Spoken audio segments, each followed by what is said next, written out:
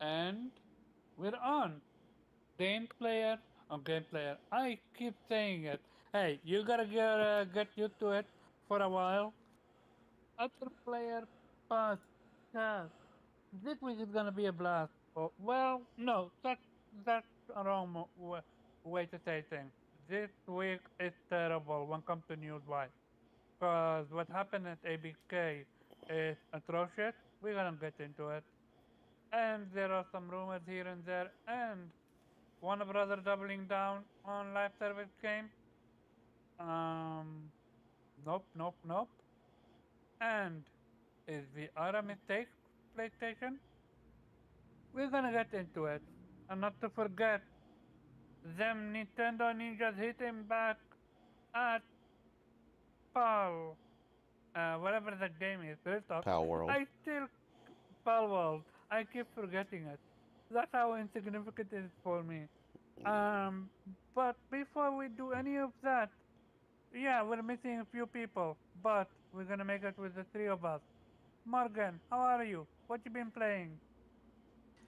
Yeah, I'm good. Mostly, I've been playing, getting back into The Last of Us Part 2 with the remaster. Feels good. DualSense features on it are nice. You really feel it when you're like riding your horse or shooting your pistol or your bow. Like it feels really nice. And even when you're like crawling through the grass, you feel the grass as you're in pro mode. So they really did a good job with the DualSense features. Um, and of course, now I'm playing it at the native 4K with the frames unlocked, so it's sitting around 40 to 50 FPS and with native 4K. So it's looking really crisp. Like it looks a lot crisper than the PS4 version. Um, and yeah, of course, as always, I'm enjoying it. So that's been good. Also been playing some Persona 5 Royale, working on that, working on finishing that and getting that plat. Uh, Probably won't be getting it before Persona 3, but hopefully I'll be getting it soon. Prince of Persia as well. I'm like stuck on this one part, but I'm going to have to either look up how to do it or I don't know, to put a prayer together to try to figure out how to get past this one fucking level. But other than that, that's what I've been doing. Gaming, gaming, gaming. So yeah. As you should, as you should.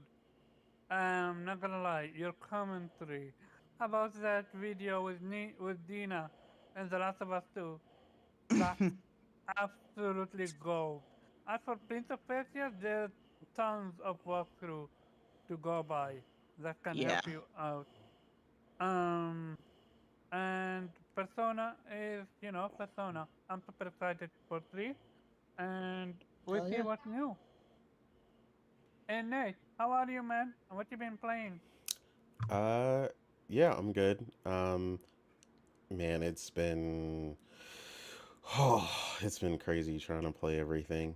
Um, like Morgan said, we're still making our way, trudging through our fresh PS5 playthrough of Persona 5 Royale, which has been awesome. I'm still loving it. The game just feels so good, so fluid on the PS5 version. And going through it again just from scratch just feels good. I don't know, just something about that game is so special. Um, I also finished my first game of the year. I went for a shorter game. That always the cover kind of always interested me, but I never got around to it, and I kind of got blindsided. I wanted to try Devil May Cry 5, the special edition that was in Plus, and got blindsided by the fact that it got pulled out in January, and I didn't know. Um, Oh, so really? yeah, it Okay. did. So because that did that, I was like, wait, I wonder what else is leaving. If anything is leaving soon that I planned on trying. And it turns out there was. So the first game I actually completed was called Tacoma. It's a small kind of visual story based experience on a space station. Something that I thought looked interesting because I just really like sci-fi. Um, so ended up playing that, completed it, got the platinum. So first completion, first platinum of the year, 2024. Um, that's been pretty awesome. I also got into and kind of started a couple of other games just to see how I would feel. I know you went crazy on Aiden Chronicles Rising, and you actually liked it. So, since 100 Heroes is coming soon, I decided to just try it and see if I could stomach it. So far, I'm not really feeling it still, just like I knew I wouldn't. Just that whole really mechanical animatronic feel that they gave the characters. It's just super off putting. Um, and then as for the other games that were leaving that I got into, I started Lost Sphere, um, which is from the same team that did I Am Setsuna, which is another one that's also leaving in February. And I wanted to Oh, try both of those games. is that the one with the mecha? Yeah, so Lost Sphere does have some sort of mecha. Yeah, Yeah, which I I know. didn't know. I Yeah. didn't know that until I started it. I just always thought it looked interesting. And so far, Lost Sphere has been really good. I'm enjoying it. The story, I had no idea about what it was really about until I started playing it. But of course, it's a JRPG. It's turn based. It's typically my jam, provided the story's good. And so far, it's been pretty good. So I'm really enjoying that in between. Um, and then still in and out on Fortnite. I haven't been back because of all these other games, but yeah, still doing that. I got to jump back in on that because Solid Snake came out. So you got to do a couple challenges so that you can get Snake, and then you can also get Old Snake, which is one of my favorites, which is for the MGS4 Snake, and like love or hate Fortnite all you want, um, but their skins in that game are phenomenal. And Old Snake looks crazy, so I definitely want to pick that up. But yeah, I think that's pretty much all I've been playing. But I mean, obviously, this week has been crazy. This has been the start to the JRPG onslaught for 2024 with Infinite Wealth launching. I'm not picking it up initially because that is also the one other game that I'm playing. I went back to Yakuza 7. I made it to chapter 10 finally, so I'm moving through that pretty readily right now as well. Mm-hmm. Looking to complete that. I'm not going to rush to 8 or anything. I'll pick 8 up on a sale or something later because obviously, Too right many after games. that, yeah, we've already got Grand Blue, Persona 3 Reload, and of course, not a JRPG, but also still heavily looking forward to it for the co op experience, Helldivers 2. So, yep. But yeah, that's where I'm at right now. So, a game that you should play, my opinion, it's called Oninaki. It's I think from the same studio that made all these games, Yeah, so like I I Am so I Setsuna. tried Oninaki as well, because that's also leaving. I couldn't do it. The frame rate was terrible. Uh Oh I man. played it. I played it on PC back in the heyday on my old laptop, and I had a blast with this one. that Not makes just that makes mostly sense to me though, because it's like got that kind of hack and slash vibe that not that you guys like. it's not only that, it remind me it's very close to a game called Folklore on on the PlayStation 3, which is basically every button in your onslaught controls a different character. Yeah, I didn't get Exact. that far because the frame rate was so bad. But since it's on PC, maybe I'll try to get on PC and see if I like it a little bit Yeah, better. But yeah, that's interesting because back in the day I actually liked folklore. So yeah, maybe it's yeah, just the frame rate was so bad that I mean it was tanking. Like it was just yeah. while I was just general swinging. So yeah, but PC. I see Um. Nelson jumped in. Hey, he made it. Sorry, Um. my schedule's off a little bit, guys, because I haven't been feeling well. So I didn't Oh, think you're feel gonna better. make it. I Mm-hmm. wanted to give you a break, but welcome, man. How are you and what you been I mean, playing? I've been sleeping. I've been sleeping like 16 hours a day. So I don't Oh want yeah, you sick like sick. yeah. So You I think wanted I have some COVID. action now, eh? My wife had it Monday, so Oh, I'm okay. guessing I got passed down to me. My kids were out of school. I was the last one to fall. I took Thursday off, and I have Fridays. But the last 2 days, I've been up to play games, a couple hours, shower, eat, and back to bed. And Oh. Yep, that'll do it. 3 hours of gaming, 6 to 8 hours of sleeping, back to 3 hours, 6 to 8 hours of sleep. You know what I mean? Like when gaming's exhausting, you. Oh yeah, I mean, I went through it. We didn't have it recently, but I went through it where uh, Priscilla was sleeping constantly. We both had it at the same time. I kind of had to like go out. I got the lesser of it, and I had to go out and basically get groceries, put in the car, come home, manage to shake off the fatigue. The fatigue it gets everybody, no matter what symptoms most people get, unless you're completely asymptomatic. Pretty Yeah, I much the haven't one been bad at symptom is all, the other than the fatigue. fatigue. Like my wife, she's coughing, hacking. One of my other kids is. The other one just he shrugged it off in like a day, but I think that's just ADD kicking its ass. Yeah, yeah, no, But that's how it is. Everybody gets it different. I just had like a, I had a headache and fatigue, but I mean, Priscilla was laid up in the bed and she couldn't really do anything. She slept for about 16 to 20 hours a day.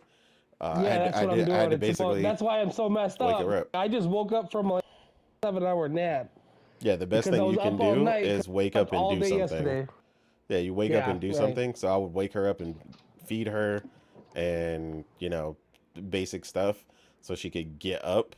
And it was just try to keep her awake as long as she could and then let her fall back asleep. It's all you can really do. Yeah, But yeah. Nathan, have you been playing anything? yeah, Tekken. Okay, so you did pick up Tekken. I know you were hype about that. Yeah, well, I mean, I buy a lot of fighting games because I'm a fan of them, but they're kind of like the in between games. Once the palate's cleansed on newer games, Hmm. I mix that Wow. in with my backlog. But Tekken's always been like my favorite fighter since like 2, really. Okay. So And Nate, um, I gotta say that Nathan been cutting off like crazy. Every 2 sentences he's been giving in, he's cutting off. I Is mean, there a way you he's not can? actually cutting off. Like you can hear what he's saying. It's just his. I'm telling you, it's just the noise cancellation on his mic. So he's Oh, actually you're it's a hearing brand new every. mic. I just changed it. I'm wired too. So Yeah, you're hearing everything he's saying. Like that what you just said was perfectly clear. But if he yeah. stops talking for like any moment, like the noise cancellation kicks in. So in this case Mm, he's not cutting off. So it's actually been better. It's just that pause in between when he's speaking, you're hearing the noise cancellation kick in. So and it comes over at yeah, it Tekken. comes Okay. over. But yeah, he's not My being bad. cut off. So yeah, apparently the mic is doing its job. So yeah, he's good. Mm-hmm. Well, congratulations on your mic. And unlike you don't have the plat in Tekken 8 yet, right? no, no, no, I'm not that high. Wolf is crazy with this one. In It's not 24 that hard hours. though. I think I only need. I seen Wolfgang got it, but if you stick, I played a lot of different characters. If you stick with one character, I'm only 2 ranks under where you need to get the hardest. The rest of the trophies are super easy. I'm almost a brawler. I think it's 2 levels above that is to get the. Mm, I forget which level it is, but once you get that, that's the hardest trophy to get, which isn't hard. But I've been playing many different characters. If I didn't, I'd already have that one too. I don't go after trophies. If I did, I could have it right now. and Nate, what is this game and when can I get it? What, the game that was on screen a minute ago? Yeah. I don't know. It's a Uh, level. It just says level 5 mech RPG. So I oh, don't. It it doesn't even was show the name. a mecha game and it's looking real good. I mean, it's from level 5, so it's probably gonna be fire. So Okay. Oh, so from level 5. Okay, interesting. Which is interesting because they're coming up with the police game. yeah. So level 5 is busy again, which is nice to see. They've been busy, busy, busy. And if that does well, who knows? We see something else from level 5. Yep. Um, yeah, as for me, I'm playing something called Yakuza Kiwami 2. And the story, as always, immaculate. I'm at chapter 8.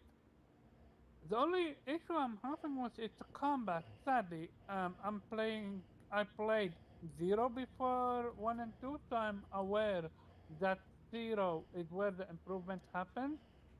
It just, for me, it feels like it took them too long to, to, to become what Zero became. Because between 1, I expected some improvement in 2. And sadly, I'm not seeing it Yeah. between story wise. Again, amazing, but and character wise, amazing. But the combat lackluster at best. But hey, I'm gonna go through them because I really wanna play 7, but I don't wanna be spoiled with 7 to the point where I don't go back to all the way to 6. Because I genuinely love Kiryu Kazuma as a character. Well, As and I think that's the important part you're gonna get out of this story, and that's the reason why I own all the games, him, is because his story is apparently just really, really great, and getting to him, see him go through all the yeah, years. him, and also Majima, two of the best characters in the entire game. I mean franchise, Mm-hmm. and every single villain that they introduce feels fresh and new. And I don't know how, but they always find a way to to how do I say this? To combine them, to to to to to bring something from the prequel game. Like there is always a follow up. Yeah, If you there's always like a nod to the old game, not not not characters not coming act, back. actual story components that if you don't play the previous one, well, basically if you don't play the previous one, there is a recap. It's Yeah. a soft recap, but still a good recap. I watched it. Well, it's like Um, anything. You know, if you've actually watched something yeah, versus someone watching a recap, if that's all they yeah. watched, there's details that they're not gonna have. That they're not gonna have, yeah. And they're not gonna be that invested in Kiryu as a character or the Exactly. villain or the villains. It's not gonna hit as much, Yeah, which is Yakuza one is of the very reasons famous for that their villains. I keep saying, in order to enjoy 1, you gotta play 0. Cause I played 0, and that's the only reason that I enjoyed 1 so much. The story for 0 for 1 is amazing, but the combat for 0 is top tier. Yeah, But yeah, enough about me and my Yakuza slander. Because some people, and I'm not doing it on purpose. I really wish Morgan was, not Morgan, Weeb we was here.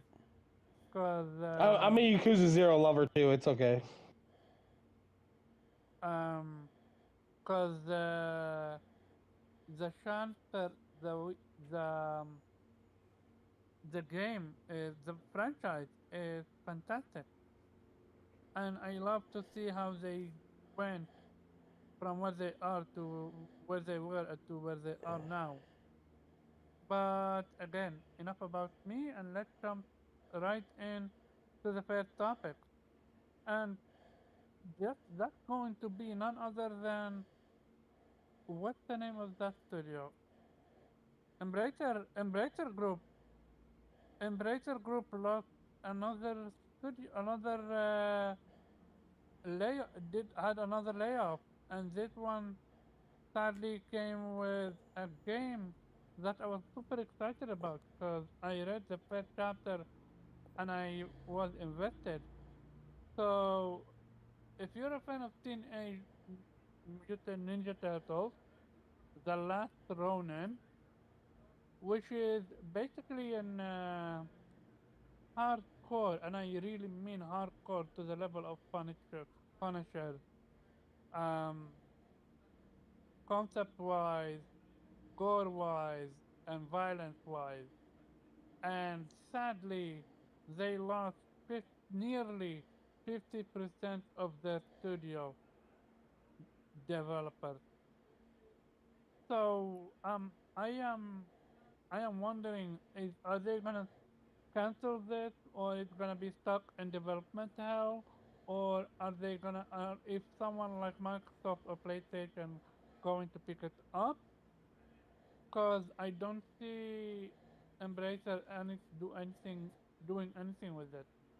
Morgan, I know you were excited about this one, and it hurts. What's your thought? Uh, I have no idea. I have no idea what they're gonna do. Uh, Yeah, because they didn't announce the honestly, cancellation, right? yeah, they didn't say anything No, about a no, no, no cancellation. Okay, cancellation. Just, but just 50% is that they crazy. lost Yeah. half of their staff. So I Yeah, asked, is it gonna be cancelled, or is it gonna be in development hell, or do you think someone else I. gonna pick it up? That's a question I can't answer. I have no idea. Like those are all possibilities. Okay, but I don't know. So what's your what's thought your over what's your last week? hope is what we'll Were say. you excited? Yeah, and were you excited for the game?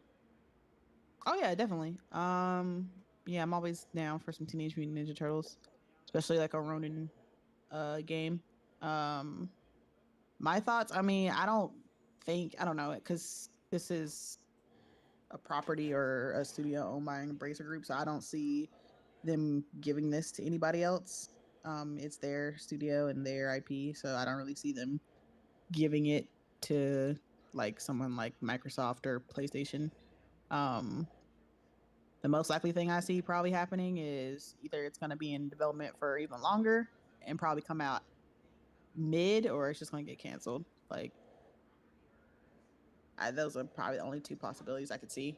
I I see. mean, it sucks, but I mean, I kind of gave up on any kind of properties that Embracer bought because they're just kind of on this just Embracer, tangent of it make you canceling and question. It make you question what's gonna happen with Tomb Raider, cause that's also with Embracer now. yeah. I mean, I'm over the Tomb Raider IP to be honest, but so it I honestly doesn't mean, affect me personally, but I feel bad for the people who are mm, Tomb Raider. Shadow was terrible. I give you that. Shadow of the Yeah. Tomb Raider was terrible. Nelson, what about you? Were you I said excited this for this about one? 3 years ago or 2 years ago. Whatever Bracer buying up things when we kind of first heard about them. I said it's going to be a fucking disaster, and so far I'm right. It's you can't you can't go in with minimal experience and a bunch of people hedging money and buying 12,500 developers unnaturally growing that fast and expect good things to happen. There's too much money involved. There's too much management involved. And there's too much to keep track of. So I've been saying for a long time by 2030 at the latest, Embracer will be no more. So I stand by that prediction. I said between 2025 and 2028, Embracer will have folded. 2030 at the very latest. I love I see. KOTOR. It's probably my favorite Xbox exclusive of all time. I just replayed it again late last year, and I want to see that. It's never going to happen. I don't expect much to come from that studio before its You doors are you closed. know Maybe it one gaming. would happen if they would just listen to fans and remake the shit the way we told them to instead of trying to be overly ambitious and change every damn thing. Just update the shit how it looks and give me the game again because the game is Right? perfect. The game is perfect. It's you don't have to do anything. You just make it look nice. Do some better voiceover acting. Boom, boom, bam. You're done. Exactly. But, companies don't know how to listen these days. Oh, But yeah, see, I mean, since he's done and with it, that, yeah, me but personally, I do mean, you yeah, I mean, think? I'm super interested in it. Mainly because unlike a lot of comic book fans, I didn't really get into the last Ronin. I'm curious about the story and the turtle, the stuff that he goes through to become that.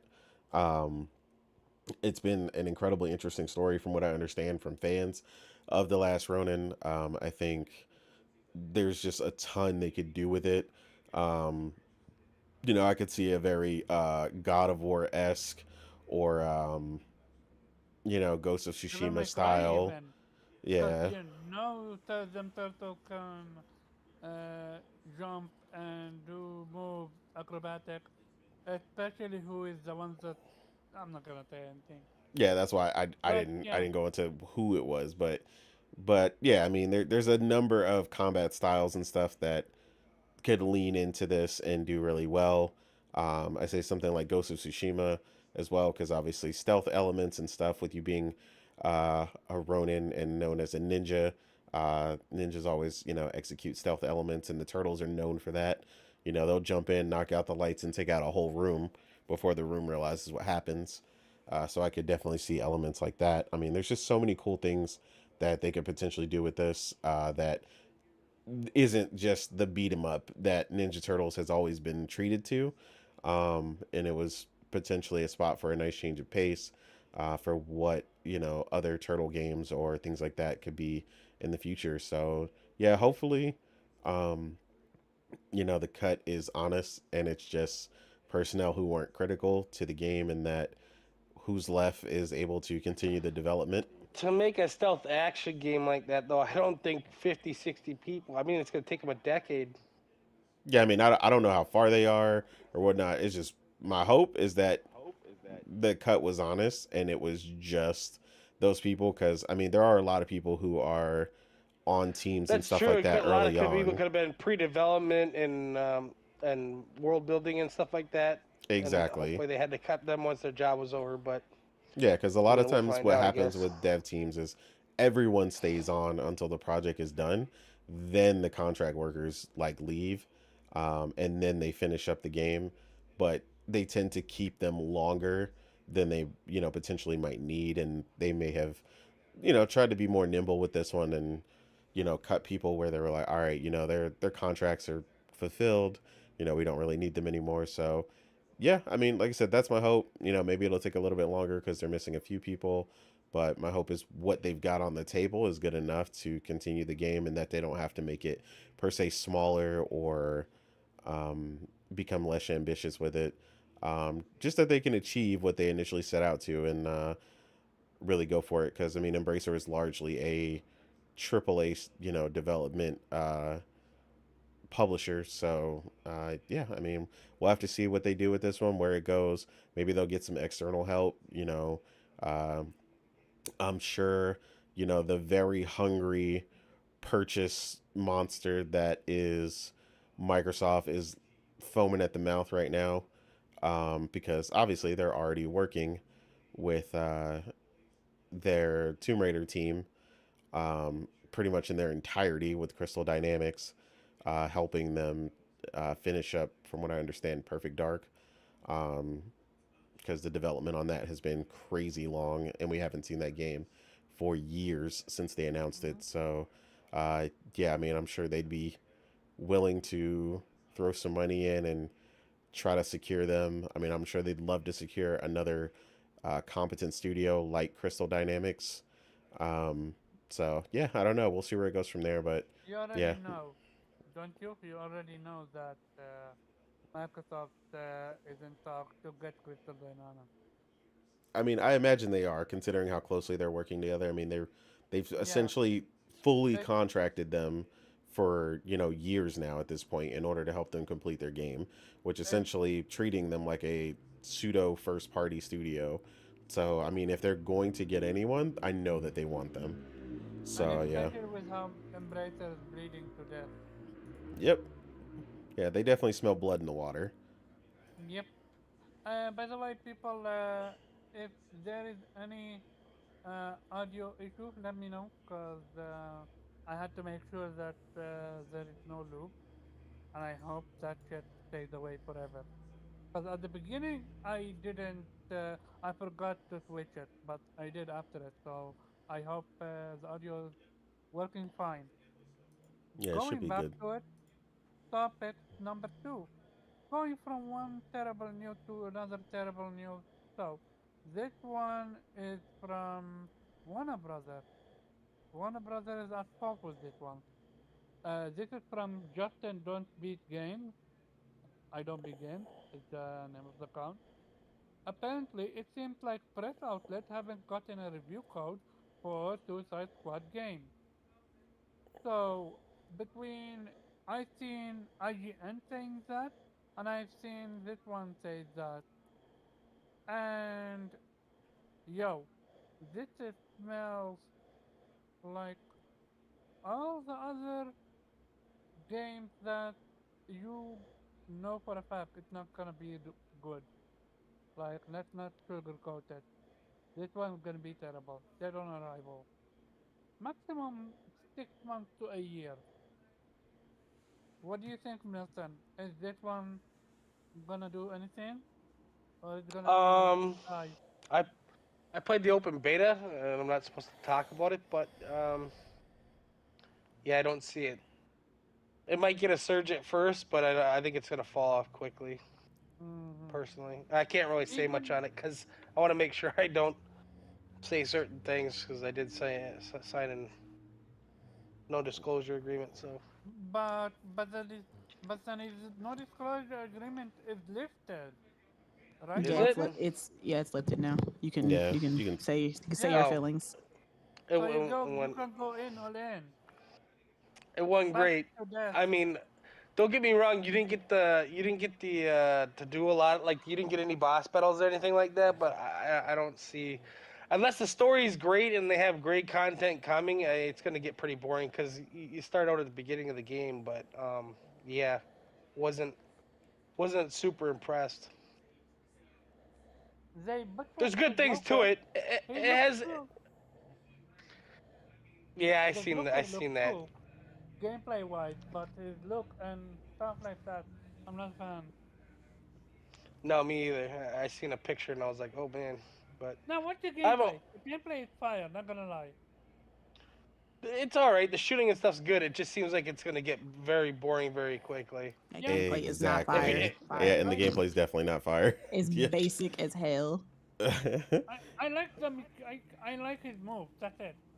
I like how he's making use of the umbrella as almost like a cape from Oh, that shit'll Batman. probably get old within the first 15 minutes.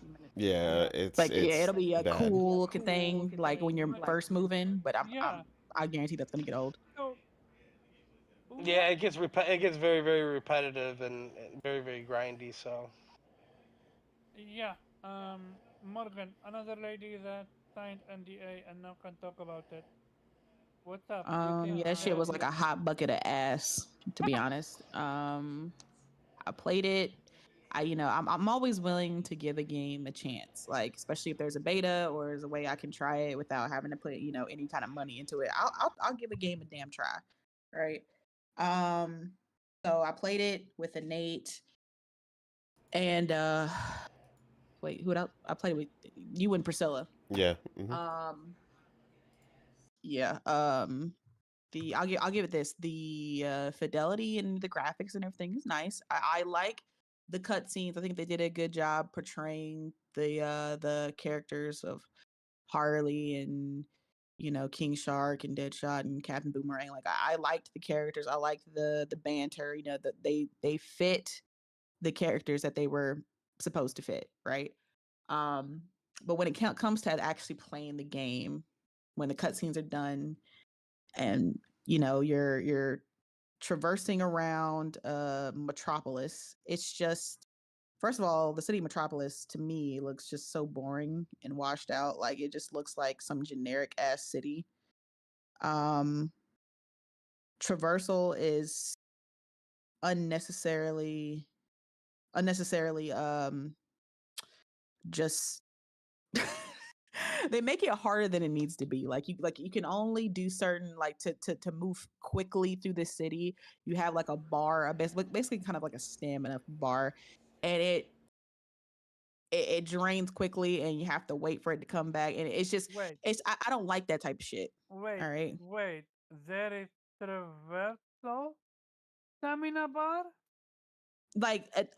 Well, not just your basic traversal you can do. I'm talking about as far as like moving quickly. Like you can still walk, or not walk, but you can still move at a okay pace. But if you want to do like the speedy kind of swings and the fancy moves that you like with Joker, that takes like the stamina or whatever. Like, and you have to Nah, build that shit back up. we're not doing that. No, no, no. Like You like that shit. Remember? No, no. You like that shit.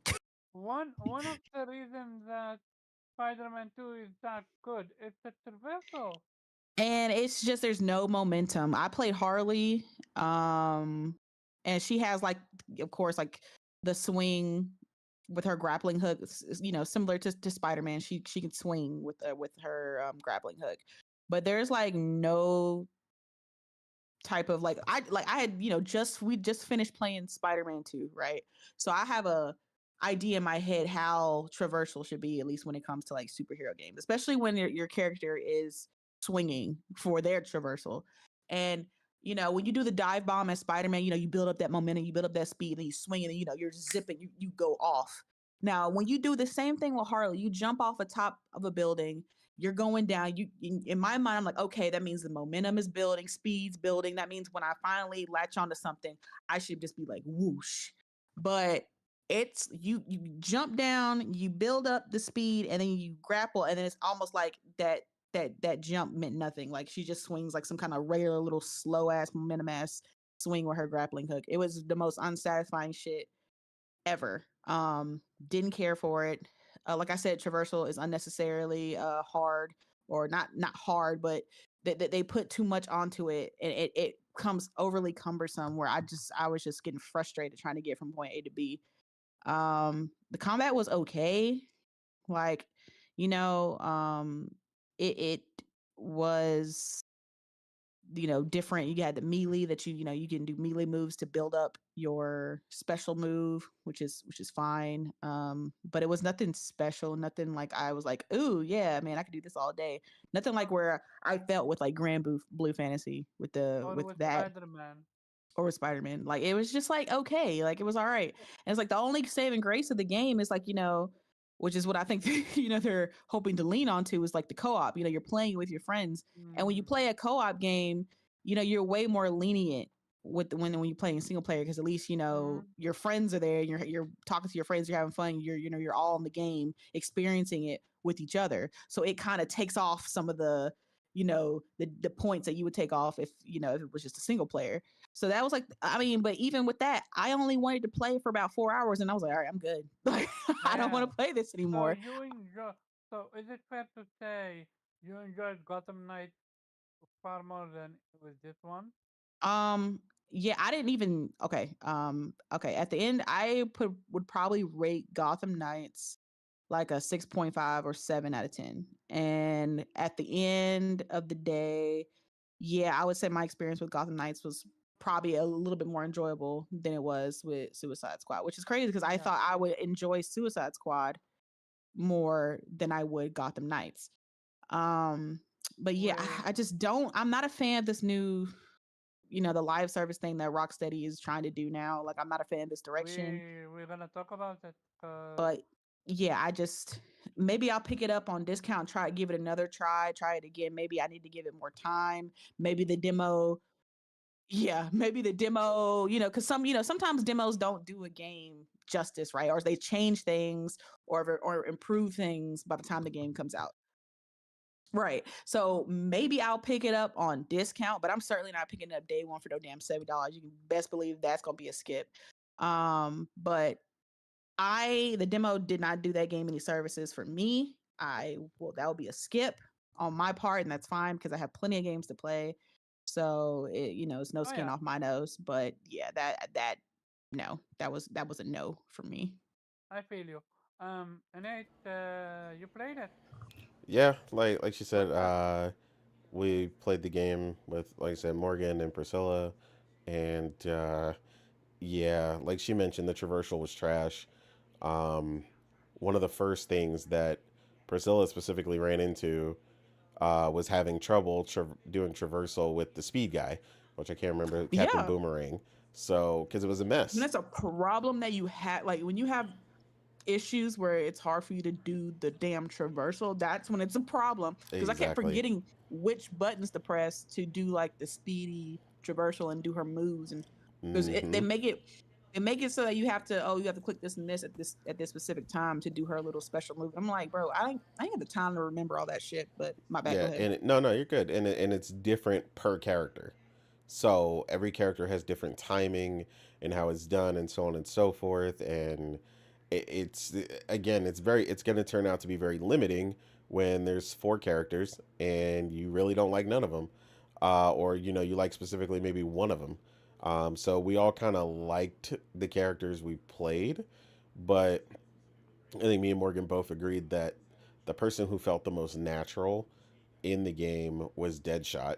Like it kind of felt like everything was designed originally like through him, and then everybody else kind of had their own individual things going. Um, Morgan played Harley Quinn, and then uh, Priscilla played Shark. I call him Shark, but I don't King Shark. But so King Shark. she had a ball with that. Baby shark. Yeah, she was running around. That's Priscilla's game style. So again, with friends, yeah, we were having fun because we were playing with each other, and just like joking around about the game. But the game was very much found wanting, and when we all got off, we were like, "Yeah, none of us want to play this game." So that is definitely not the Yeah. feeling It's devs like want. the next day, Yeah. none of us were just like, yeah, let's get back on, because it was like a whole weekend, right, Hmm. for the demo. So, but none of us wanted to get back on after we played the first time. So yeah, Yeah, you Yeah. definitely want that hit, and a very recent example of another game that did it well. Grand Blue Fantasy.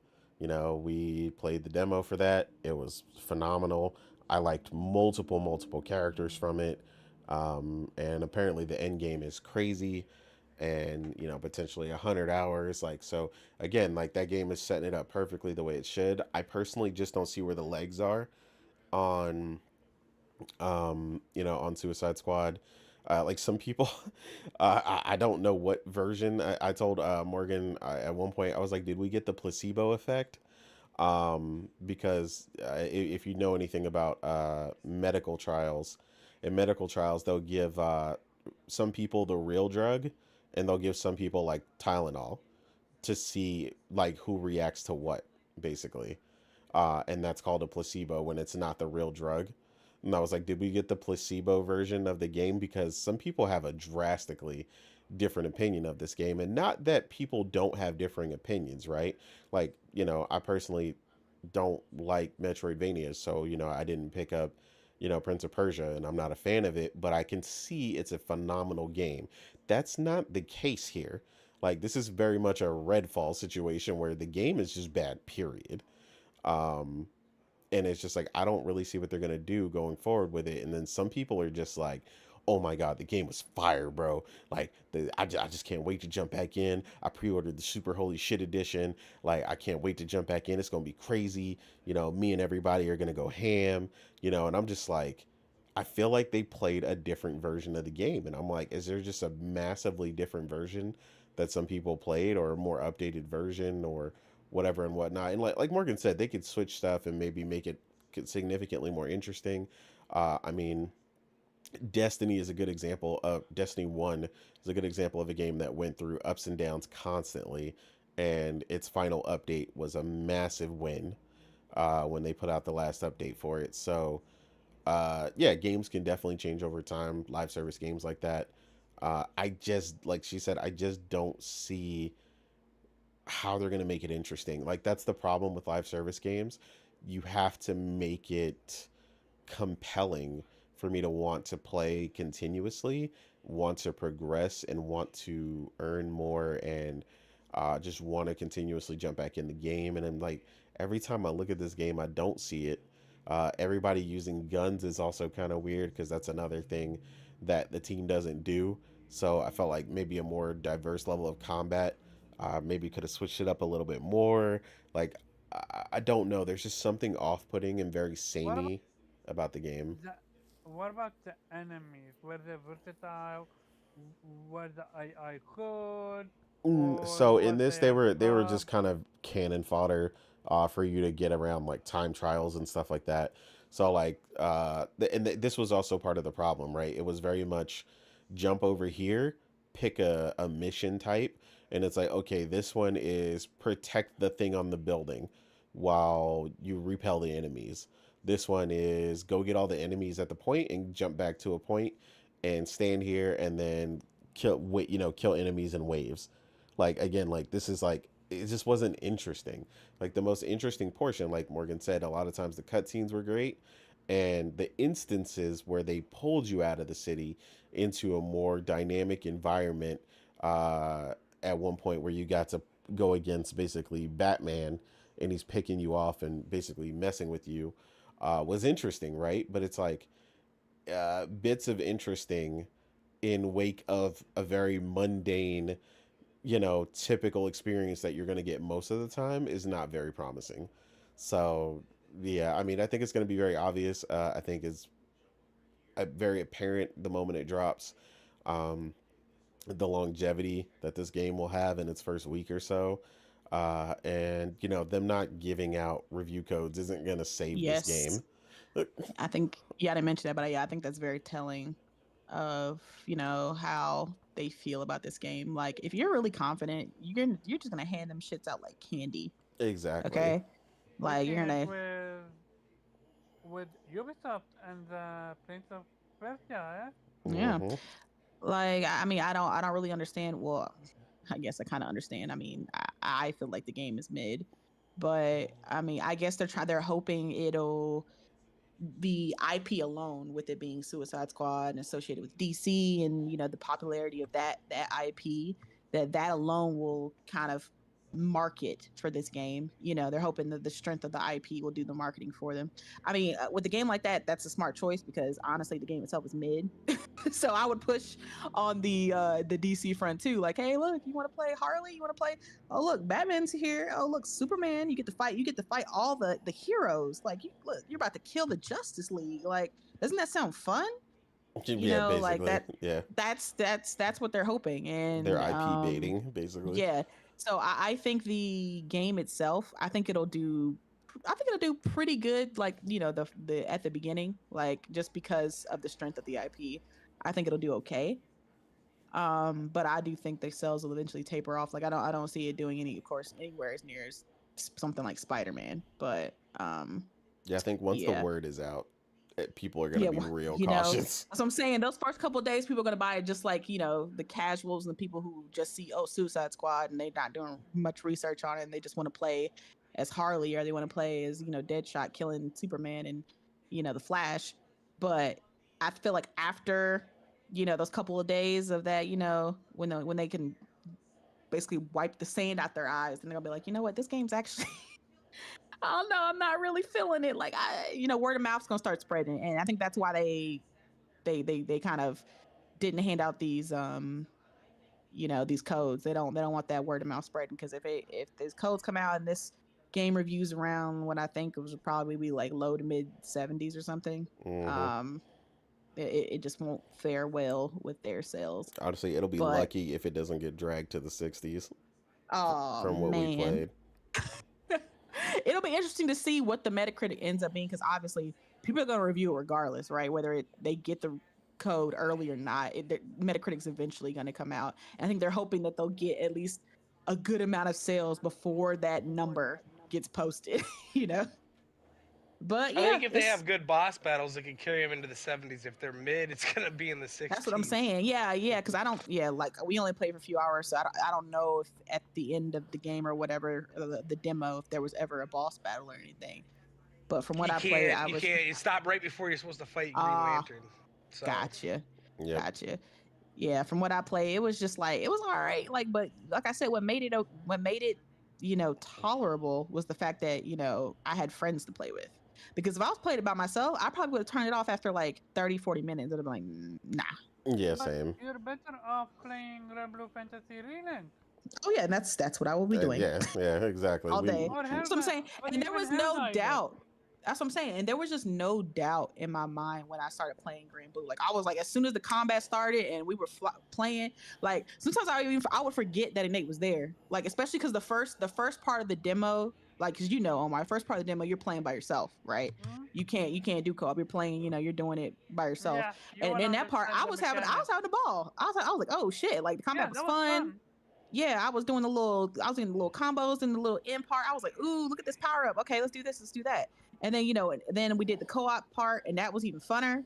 Had fun doing that. I was like, see, this is how it's supposed to be. Like, it can be fun single player, but then of course it's even better when you're playing with a friend. Like, Exactly. Yeah, how but you need and to know which character to use, what yeah, setup, and I was what having fun skill. switching up the different characters. I was like, because at first I thought I wanted to play as one character, but then I tried another one. I was like, ooh, I like this one even better. And I only Hmm? played, I think, like two different characters in the demo. So God knows, and there's like so many different characters you can play. So who knows, Yeah, how many I would end up liking for Grand Blue Fantasy. So it's just like I was just having a ball. Like, I knew immediately when I started the combat, I was like, oh, this is day one. Like, it just clicked. I was like, oh yeah, this is game. This is game right And here. that's how you should feel when you play a Yeah, demo. that's how. That's what I'm saying. Like that's how you're supposed to feel when a demo, when you play a demo, and it's just that did not click for me at all playing Suicide with Squad. I that game. Yeah, I was just dragging my feet, and I was playing it, because I had my friends here, so I was like, I'm gonna play at least a little while, so we can all have a little bit of fun together. But I was just like sitting here looking at my phone, like, damn, what is this? Like, what is this shit? Like, just like, all right, I'm done, yeah, I'm good. But yeah, yeah. But this, I said it day one. This one was dead on arrival, sadly. Yeah, like yeah, I think it's a I shame. think Morgan's right. Like, I mean, I definitely see some people in the streets that are like, I don't care what y'all say, I'm pre-ordering it. Look, Like, that is no problem. Everybody's got We their all own have. thing. People, you like what you like. I am not gonna tell anybody to not get the game if you love the demo. More power to you. Just for me, it didn't click, and that's yeah, okay because I got other games I can play. But if you Yeah, loved it, hey, that it's for you. The game's ready. There you go. You can play it. So you're that's not just gonna me though. waste. You're not gonna waste your time on garbage when nope, there is Nah, I'm actual good on that. amazing game in front of you, aka Grand Blue Fantasy Reeling, or Yep. even Persona 3. Like, Persona 3. Like, I exactly. got I so got many I got games. choices. Yeah, It's just too much out here right now for me to be wasting time It's so on a that. many, buffet out so here. many Why I'm gonna choices. eat something I don't like? You know what I'm saying? It's just so many good. Like, you expect Mm, me to go over there and eat that crap I don't like when I got 6, 7 things over here that look so, delicious? Nah. Exactly. yeah, going from it, and there is look. That's a terrible part. Now a little bit the worst part. Oh man. Warner Brothers games information, Harry Potter, Mortal Kombat, Game of Thrones, and DC franchise valued at 1 billion each in gaming. So, think about whatever you want. Hogwarts Legacy sold 24 million units. Mortal Kombat 1 sold 3 million units. Not gonna lie, that's very low when you think about the Mortal Kombat franchise and the IP itself. And here is the worst part, Warner Brothers Discovery doubling down on gaming even more moving forward. And I'm not talking about that. I'm talking about the live service aspect. They want to double down. And it gets worse because so this is not my information. I gotta emphasize on this. This is from Angry Joe. I watched an Angry Joe video, and he was having multiple people doing the talking, like Maximilian. Like everyone and their mother, if you're into fighting games or JRPG, knows who Maximilian Dude is. Yeah, And he broke down and explained why Mortal Kombat 1 is one of the worst when it comes to Mortal Kombat. Story wise, amazing, but how they turned Mortal Kombat, the franchise, into a live service franchise, have killed off any excitement for anything new from this game. Moving forward, lack of content, and with how everything is now live servicey, and the worst offender is at Halloween they introduced a new fatality. Think you would think a new fatality would be gifted as Halloween. Yeah, something to Thank you, entice players to come back and thank play with it. you for playing, or put it in a difficult, what you call Well, it, they can have boss an you event gotta beat. for you to earn it. Yeah, Yeah, you need to pay $10 for one fatality. that's The insane. only thing that I'm not sure is if it's $1, $10 per character, or that all of it combined is To ten unlock it for dollars. everybody. But even then, that's ridiculous. It's a $10 for one fit. That's atrocious. It is. Like that's how you kill your fan base. Um. So between this information and what we just heard about Suicide Squad, the only saving grace for Warner Brother right now is Hogwarts Hogwarts Legacy, Legacy. Yeah. Which would and you that which shit. you think would make them think, considering Exactly. they It's a outsold single everyone. player game, and it outsold almost everyone. No, Well, it did. actually, No, everyone even in 20 everyone. It in Yeah, 2023. also Like you would Mortal think it could be Kombat. quick. It also Mortal. Like let's just take bro, it games. outsold Call of Duty.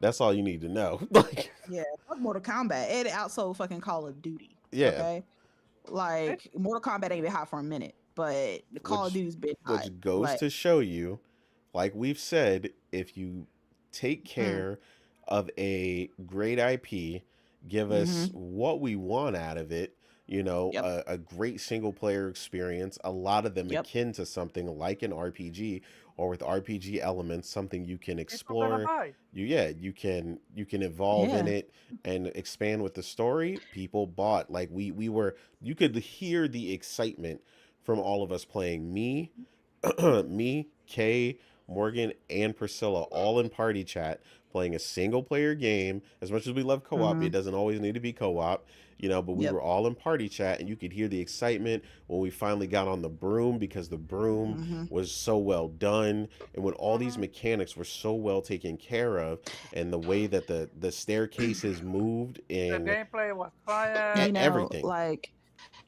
that's what's most important though to me is like you have passionate devs who know the IP and love the IP and want to do it justice and not just kind of just make Make let's the make a quick game. buck out of it. Yeah, You could tell that they loved the Harry Potter IP Yeah. and they put so much research behind it and made sure like the Hogwarts castle itself was just like when I first walked into Hogwarts, I was like, "Yo, this shit is crazy!" Like, just you see the stuff that you used to see in the movies, like the floating candles and like and they said in the moving staircase and Hmm. the talking paintings and oh, you got to say the passcode to get into your dorm, like all that shit. You rocking your house colors, like you got the hat picking your your house like and they even went as far as to do like the things that I really like with that I've seen a lot with like RPG like games where you have like an app outside of the game to kind of help you even before the game release, like when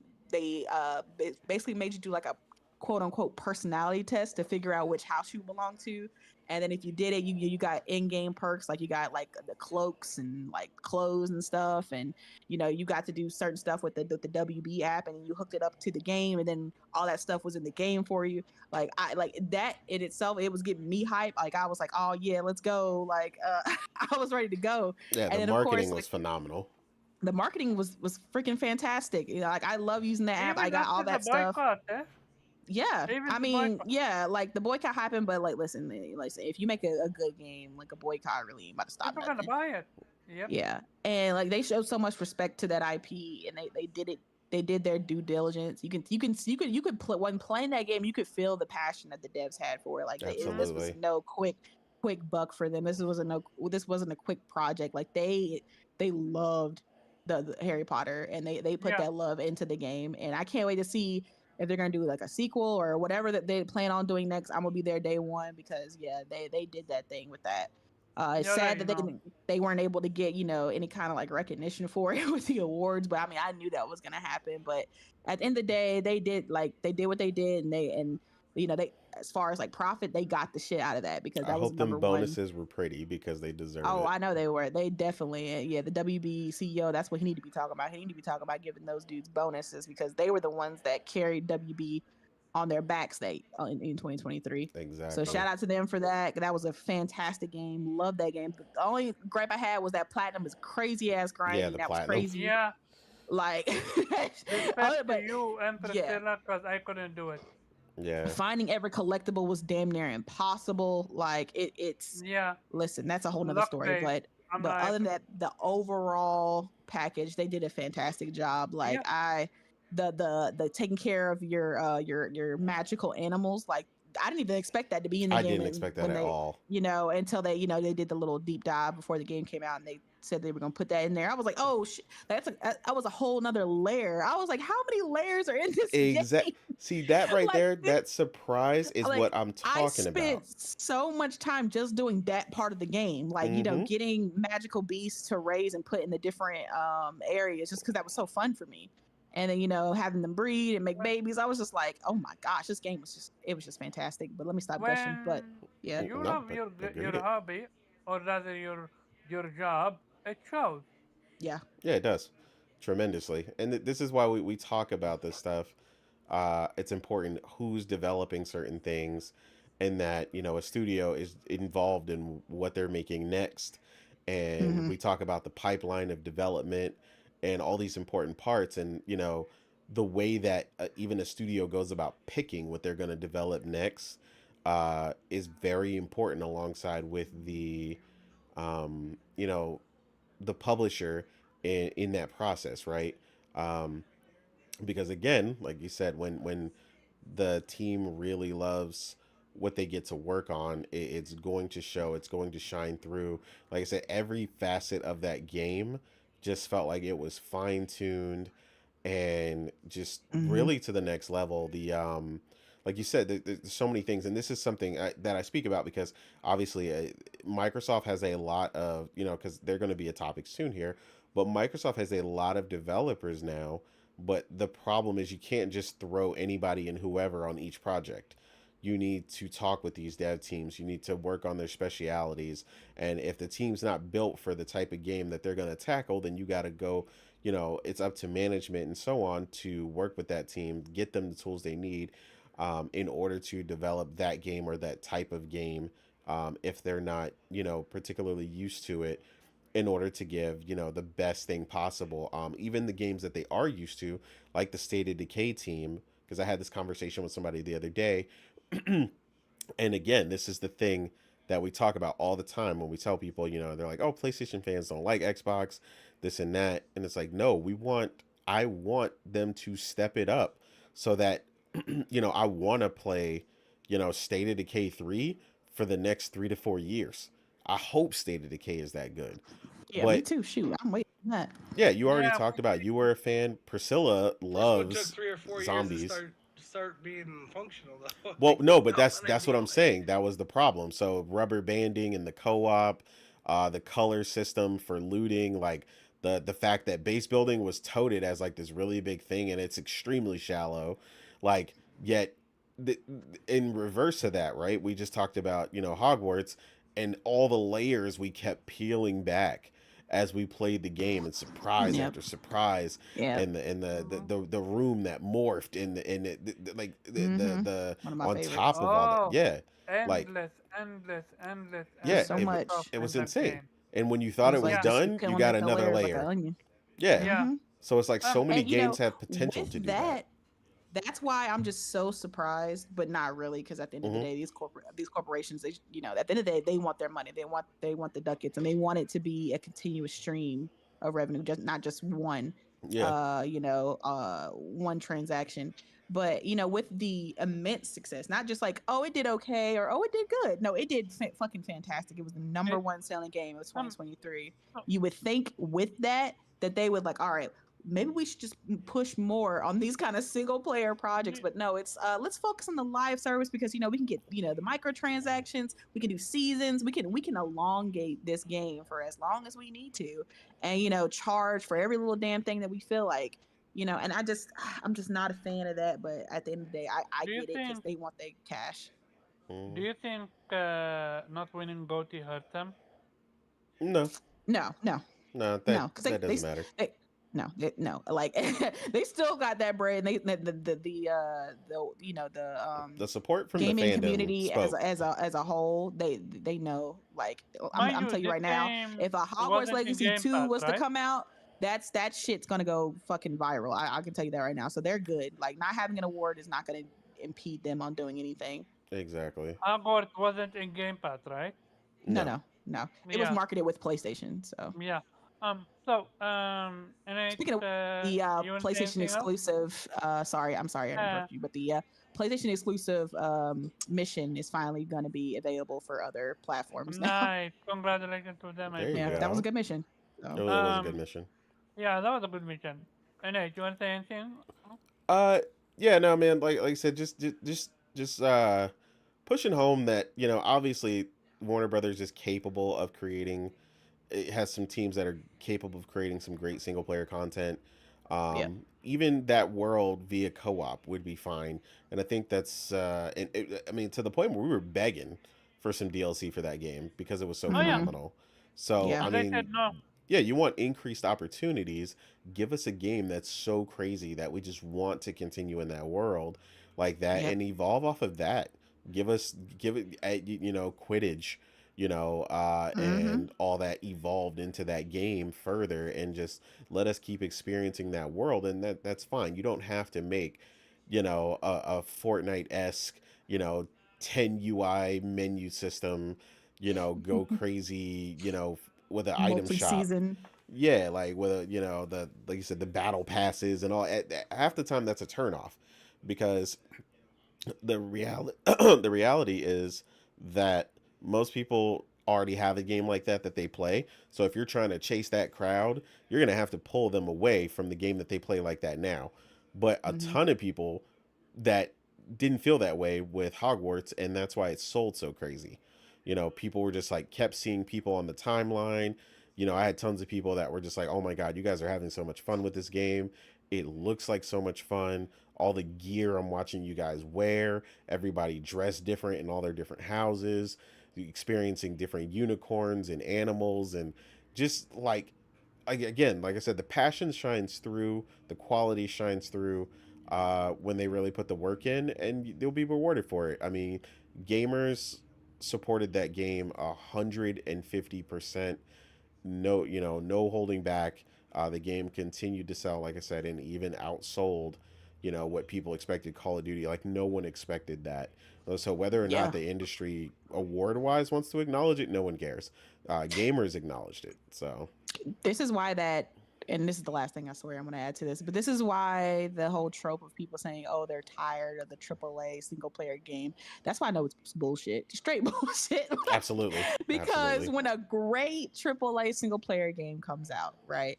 And this is regardless of whatever publisher it is, whether it's PlayStation, Microsoft, or any of these Mm-hmm. publishers out here.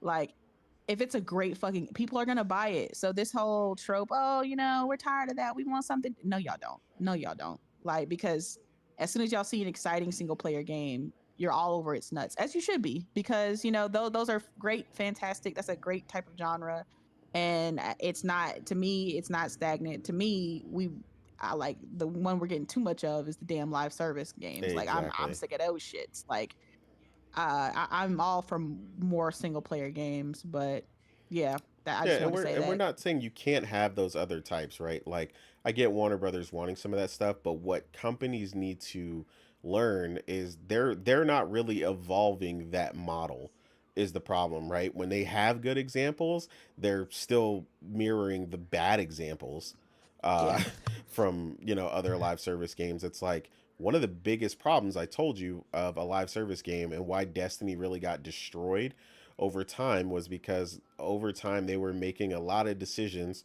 for the wrong player base in that game and began to not really respect people's time. And by the time they realized that was the issue, because I even told Morgan about some of these changes they made to some of the things that people were chasing in the game, and they gave you ways to finally get them reasonably.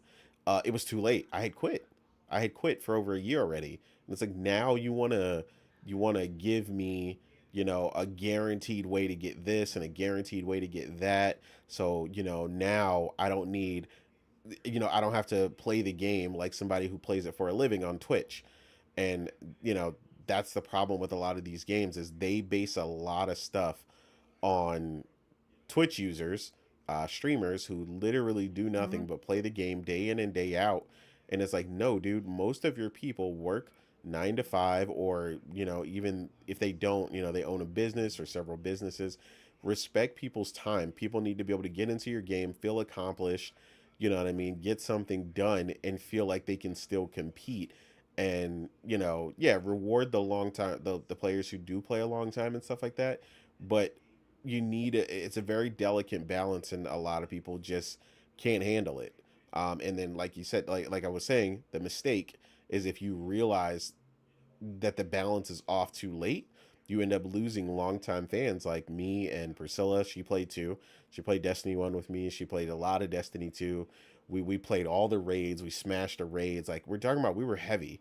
And she quit, then I quit, then a ton of other people quit on my list. All the people, pretty much no one.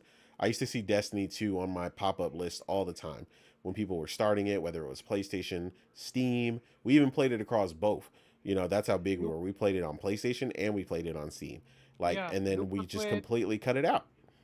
Luca quit. Persona quit. Like, Yeah, man. Like Luca is the most crazy diehard super fan. Like, she just did not want to let it go, and even she quit. And Forte doesn't even really play anymore. And that was the other diehard super fan with Luca that played. It's like you literally lost like your most diehard fans because of all the bullshit you pulled for so Yeah. long, trying to elongate player engagement. And it's like the way you give increase player engagement is making it fun and rewarding, not making it take longer for me to accomplish things in the game. And that's what a lot of these games focus on. And it's like, no, you're not going to just force me to play. You shouldn't want to force me. You should want to entice me and make me feel like I want to play the game. Make it so fun that I don't want to stop. And it's so rewarding and so much fun.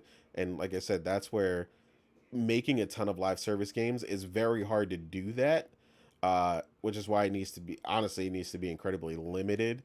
And honestly, I think what they should be doubling down on is some great single player AAA Single games, because player. Yeah. clearly they've got that and they've done that with, Shadow of War, Hogwarts, and hopefully a similar thing with Shadow of War um, for the The new Wonder Woman. the Wonder Woman game they're coming out with, because the Nemesis Oh, system is yeah, that phenomenal. one. Yeah. Yeah, I'm Don't excited to ruin see more it. about that. Yeah, like your enemies evolving and doing all that stuff is going to be great potentially. Like I said, just don't ruin it with all this microtransaction bullshit. Put everything Mm-hmm. in the game, and give people the opportunity to earn it. And if the game is great and everything, you can add some expansion to it, akin to something like Blood and Wine from The Witcher, and really expand on the game and get people excited about expansions, the way that a lot of PC games used to. That where they give you a huge amount of new content to explore and continue that world, but focus on making that world fun and engaging and amazing in the first place, where people want to explore it and be in it the way Hogwarts did. So Mm-hmm. yeah, but we'll see. But like I Okay. said, I don't see to the original point, I just don't see any of that enticement with Suicide Squad, not in the slightest. Yeah. Nothing. You wanna have anything to say? I forgot what the original topic was. We were just The Suicide talking topic Squad. is about. basically Warner Brother Oh double yeah, I know. down. I didn't know we were still. Everyone's talking about expansions and stuff. It's Well, no, like, we're just expanding yeah, on the idea of it and everything, and how you actually entice players versus the bullshit that live service games tend to Yeah. do. yeah. Let me get. Oh yeah, the Mortal Kombat thing. Yeah. Mm-hmm. Well, I buy the definitive edition of Mortal Kombat like way down the line because they chop it up so many times and it costs so much to buy everything, and the fighting in it ain't great either. I'm not gonna lie. Like, people play Mortal Kombat for the gore and the story, but the combat's not that great in general either. So Yeah, I don't know. Mm-hmm. I I buy it definitely later thought it down the was road with. weird that they got the Fighting Game of the Year award from the Golden Joystick Awards, because like Yeah, I was clearly like, who said Street Fighter y'all don't play murdered no it. fighting games? Yeah, Yeah. y'all don't play no fighting games. I'll tell you that. Mortal Kombat's never been a great fighter except for maybe I nine, but yeah, they just don't do great. It's the story, the graphics, and the gore. Mm-hmm. But for Yeah. Okay. fighting, it's like, oh, someone said I'm a great fighter, and I'm like, what game are you good at? They say Mortal Kombat. I'm like, get the fuck out of here, dude. You Yeah. ain't good at fighting. Okay. Um, switching up to the next topic, we're gonna talk about VR. And very quick, a few people here have VR. So the studio behind the popular VR social MMO Rec Room says there are no plans to bring it to PlayStation VR 2 because it can't justify the cost based on the numbers. This remind me with Xbox when they don't buy games or don't have the numbers and games don't get ported to their console. So was VR a mistake for PlayStation? NH, yes or no? No. So I don't think it was a mistake. I think not expanding on it is a mistake. And I'll specify what I mean by that is that it's a great piece of kit, but they should definitely allow it to be used on a PC. So I think that's where their mistake is being made, not allowing it to be an expanded peripheral because they would see a higher rate of adoption. Um, and its biggest problem right now, uh, when you were talking about the numbers, so on and so forth, is you got to remember that, outside of being super gung ho about VR for some people, VR has to compete with your time for your other games. So, VR came out at a time when it got decently supported. Um, but some of the games took too long to kind of get here. And then pricing models for some of those games. A lot of the VR games are fairly shorter experiences, despite, they look pretty good. Um, but even some of the better ones, like Arizona Sunshine 2, which I was planning to get because Priscilla, again, loves zombie games. Um, and that one is one of the much, much better ones. Paying $60 for that is not worth it. For what I understand is like It's hard a for them to compete four because hour there's really good campaign. games on VR that are $20 to $40. Well, and that's the problem, right? Like this is people need to learn. This is one thing people need to learn from Pal World: pricing. There is a reason so many people jumped on that game and went nuts because pricing. A little over 20 I got bucks. Vertigo instead of Arizona Sunshine 2 just because I know they're both really good games, but one is Hmm. 30 and one is 60. Exactly. But that's what I'm saying. That's the problem, right? Like they need to learn to come in at a better price point when you don't have the amount of content to compete with some of these longer, larger traditional games. Like coming in at a better price point could make twice the money. So I think they definitely need to visit that pricing model and stuff like that. And I think that's more of the issue. Um, like obviously, we've all seen Chris Toast, who's like a super fan of her VR and specifically like Beat Saber and stuff. But that's kind of the problem for them is like some games really really take off and some others are stagnant, and they don't really go anywhere or get much. And then some of them do too much, like from a first party studio, the what was it, the Call of the Mountain. People don't act like there's no competition in VR too, but let me tell you, there's about 20 VR games I want, and I have like 10. No, So I there's mean, there's plenty. a There's lot of plenty. VR games out there. There's tons of good games out there, but I Well, mean, that's why I said I think I, that at I least if looked they want at a that higher middle adoption, it's price different. because I'm not looking for a 25-hour VR game. I'm just looking for a good game too, you know. Well, and then again, the So the pricing's a problem big with that thing. is, yeah, the pricing for the time spent needs to be adjusted heavily.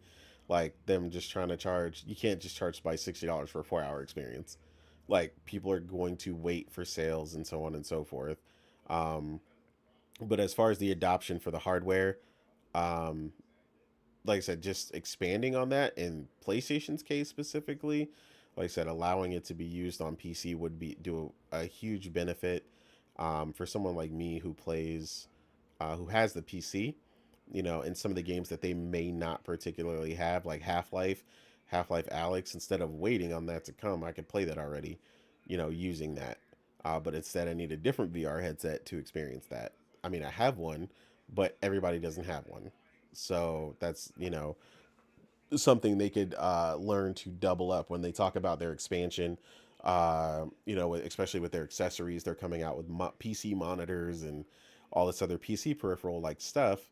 It's like expand some of the hardware you've got already to work on PC, and you can expand that hardware line even more and make some more money off of that because it is a phenomenal piece of kit.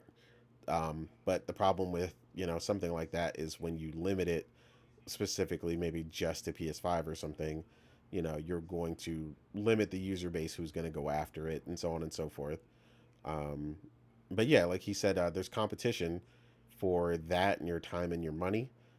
So yeah, if you're not looking to jump in on that or you feel the pricing is off, you're going to play the traditional games. You're going to play the JRPGs and all the other genres you like first and foremost and pick that other stuff up later. So a mistake, no, but I definitely think they need to examine the support for it and how they go about it in the future. Um, Mm-hmm. and just be mindful of what is working and what doesn't. Uh, certain the like I said, the Call of the Mountain specifically is a game that a lot of people tried because obviously a lot of people got the bundle that came with it, but a lot of people didn't finish it, and the game is kind of cumbersome to be honest. Like it's Mm-hmm. a lot of weird movement, putting your arms above your head and stuff. Like it's very weird. Um, The combat's great, but the traversal gets like, man, I'm getting tired of shimmying. yeah, the traversal is like There's super weird. really great parts about it, and there's really what's the word I'm looking for here? Overbearing parts of it too. Yeah, and that's the Wow. part It, that I'm it talking has about that major are pros and cumbersome. major Horizon, cons. Horizon IP. So, lack of third-party titles, is that another issue with PlayStation when it comes to VR? Mm, no, No, there's no, tons. no. I think their cadence on that is fine. I think they just need to make sure some of the better third party ones uh, Get recognized. get recognized and also get Mm-hmm. brought over to the system because they are missing some that they definitely want to get. Not a Mm-hmm. ton, but when you're missing, when the pickings are decently, not entirely slim, but the best of them is slim. You want to make sure you get all those on your platform as well. So yeah, I think that's just something I they think need to be mindful of. I think part of the problem though is a lot of the best of the games on the competition are made by the competition, and that's all they make for is their platform. They don't have another platform, Yeah, I mean there's So that as well. I mean that's obviously one of the the. the RPG one that got super recognized that was like a 10 out of 10 is for meta by meta. So obviously they're not going to be able to secure that. Uh, Mm-hmm. and then I mean they were in talks with Gabe Newell at one point for a lot of other stuff and bringing other games over. So at What least happened Half to Life needs to come over. Half-Life? Yeah. Yeah, that's a big one they really, really need to get. Yeah, but So if Is you that have one a like PS5 owned and a by like Steam PC, or whatever though? yeah, no, that's no, the no. But thing. that's what I'm Because saying. So they Steam, have the Valve, yeah, they have a Steam's competitor Yeah. not. too. They don't. They don't want you to So buy the PlayStation no, no. So VR. they don't They want you to care. buy the Valve. Hold on, wait. So let me get this straight. So they don't care. So Valve is really Valve owns Steam. Valve does not care about that. They're not a platform holder. So, and they've brought over their other games prior. So the Orange Box, Portal 1 and 2. So that's why I said they particularly, they're not about selling that specific hardware. They have it, but they don't really care. It's just something they make. Like they're not trying to sell VR like heavily or anything. Them making that one game doesn't matter because I can use that same thing on my Quest and still play it. So they're not playing the exclusive game. In that regard. So I just think that's a conversation PlayStation's got to have to secure that. That's why I say that's possible. The other one, obviously not, because Meta is entirely based on VR. But yeah, it's a weird game you got to play. But I mean, when regular games are hot, VR, I'm sorry, it's just gonna suffer. That's just the right. That's just how it's gonna be. Like if you're buying 3 and 4 games and you're knee deep in a bunch of these really great regular games, like you're not going to be pressed to purchase a VR and play like 10 VR games. Like you're just not gonna do it. Mm, It's a cool experience. It's great. But yeah, really, like you said, pricing is the biggest problem. They really okay. need to bring down the price of some of these experiences, and I think they'll do a lot better because a lot of them are just much smaller experiences, and that's fine. But the price needs to match what I'm getting out of it. Mm-hmm. So yeah, Morgan, what about you? VR mistake or no for PlayStation?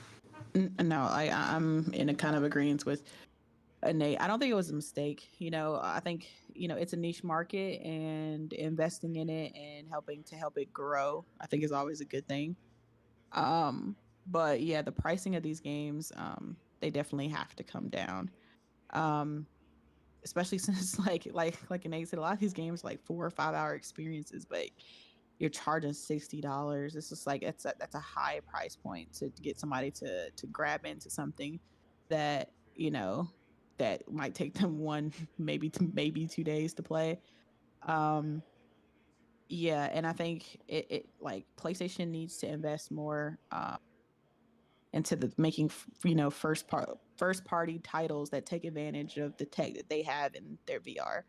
Um, Mm-hmm. I don't think they have enough first party IPs. The only one I really know about is the Horizon game. I don't know. There's and Gran Turismo, of course.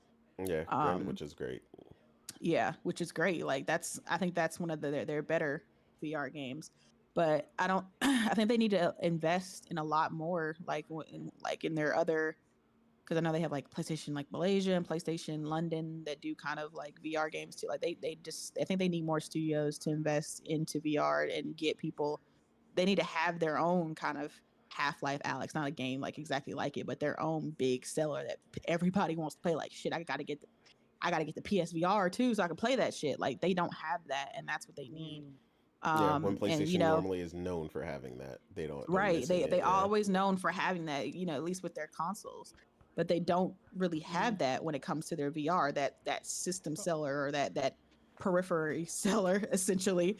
Like, how, how yeah. about that?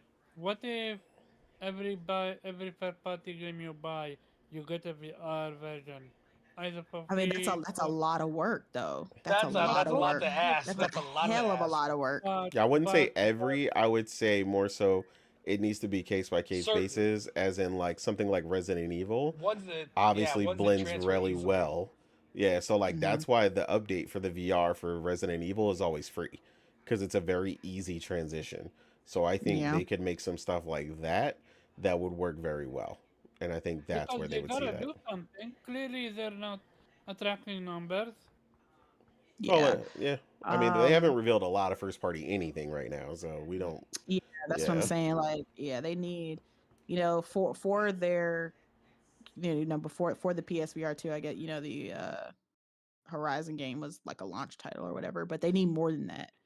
And I think at the price point of the actual VR, like it being so damn expensive, costing damn near as much as the console, I agree with the Nate that it should have PC capabilities. Like you should be able to use it on just I mean you should be able to use it on the PC as well.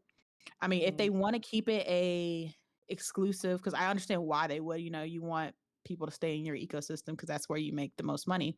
But if they want it to be solely for the PlayStation ecosystem, that price is just way too high for that. I think $500 is a lot to ask for something that's just exclusive to the PS5. Um, maybe if they're right down to like 300 or something, cool. But for $500, I think it should also be able to be used on the PC. But like I said, yeah, more investment in first party VR titles is a must, and that price point needs to come down. I don't really know, like I don't play VR like that. Like I played with like the Meta Quest, the first one, but there's not really many VR games that I feel like deserve the price point of $60. Like they're good games and they're fun games, but it's just like I think I, Arizona Sunshine is the only one that is 60 though. To be fair, okay, that one Mm. felt like that 60 to I you. can think of. Okay, I don't know. see, but I ain't the played it. fact that I'm you just can saying. I think only, it's the only one that's priced that yeah, yeah. Oh, that's the only game that's priced that way. Oh wait, that I can think of. how much was the Horizon game at launch? I think it was 50. Maybe it was Okay, 60. I don't know. I got the bundle. Oh, okay. Yeah, I don't know how much the I think VR games need to be around 30, $40, to be honest. I think Hmm. that's a good price point for an expensive peripheral, and games that tend to be shorter. Well, and they tend to be so shorter for a reason, because they don't want to keep you on in the machine too long. You get headaches and all types of shit. So they tend to be shorter, compact experiences.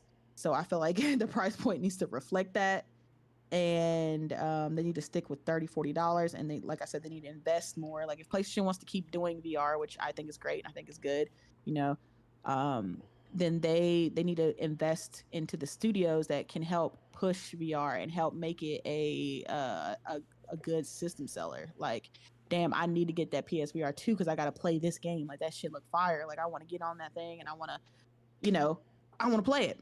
So Hmm. they need that. They need that. And that's That where must play. PlayStation, yeah, that's where They PlayStation tried is it lacking. with Horizon and it didn't work. I mean, the Horizon it look Horizon's cool, but yeah, it's not that. It's a neat yeah. experience, but it's not the Half-Life Alex or the RPG for Yeah, it looked MetaQuest. to me when I saw it, of course, like, as always, like a girl, it's beautiful, right? But it looked to me like almost like a, what's that, like the Universal Tour type of game. Like, you're Yeah, kind of going I on know a what you boat. mean. Yeah, You're experiencing it like one of those Disney rides. yeah, like a Disney ride. Like, you're kind Yeah. of sitting on the boat. The dinosaur walks by. That looks cool. Like, it's a visual showpiece, but it's not really like the gameplay. You know what I'm saying? Like, that it didn't look like that to me. Um, so that's what they need. They need their Half-Life Alex, a thing that's like, damn, that's that VR game, and they don't really have that. I don't think Horizon was that. No, it Gran, definitely wasn't. Gran Turismo is a cool game. It's like, and it's a great experience. It feels like you're in it, but it's like as far as like car games go, most people don't really, like, casuals don't really care about that. But Okay. yeah, they need that game. Um, Nelson, you have anything else to say, or you already said enough?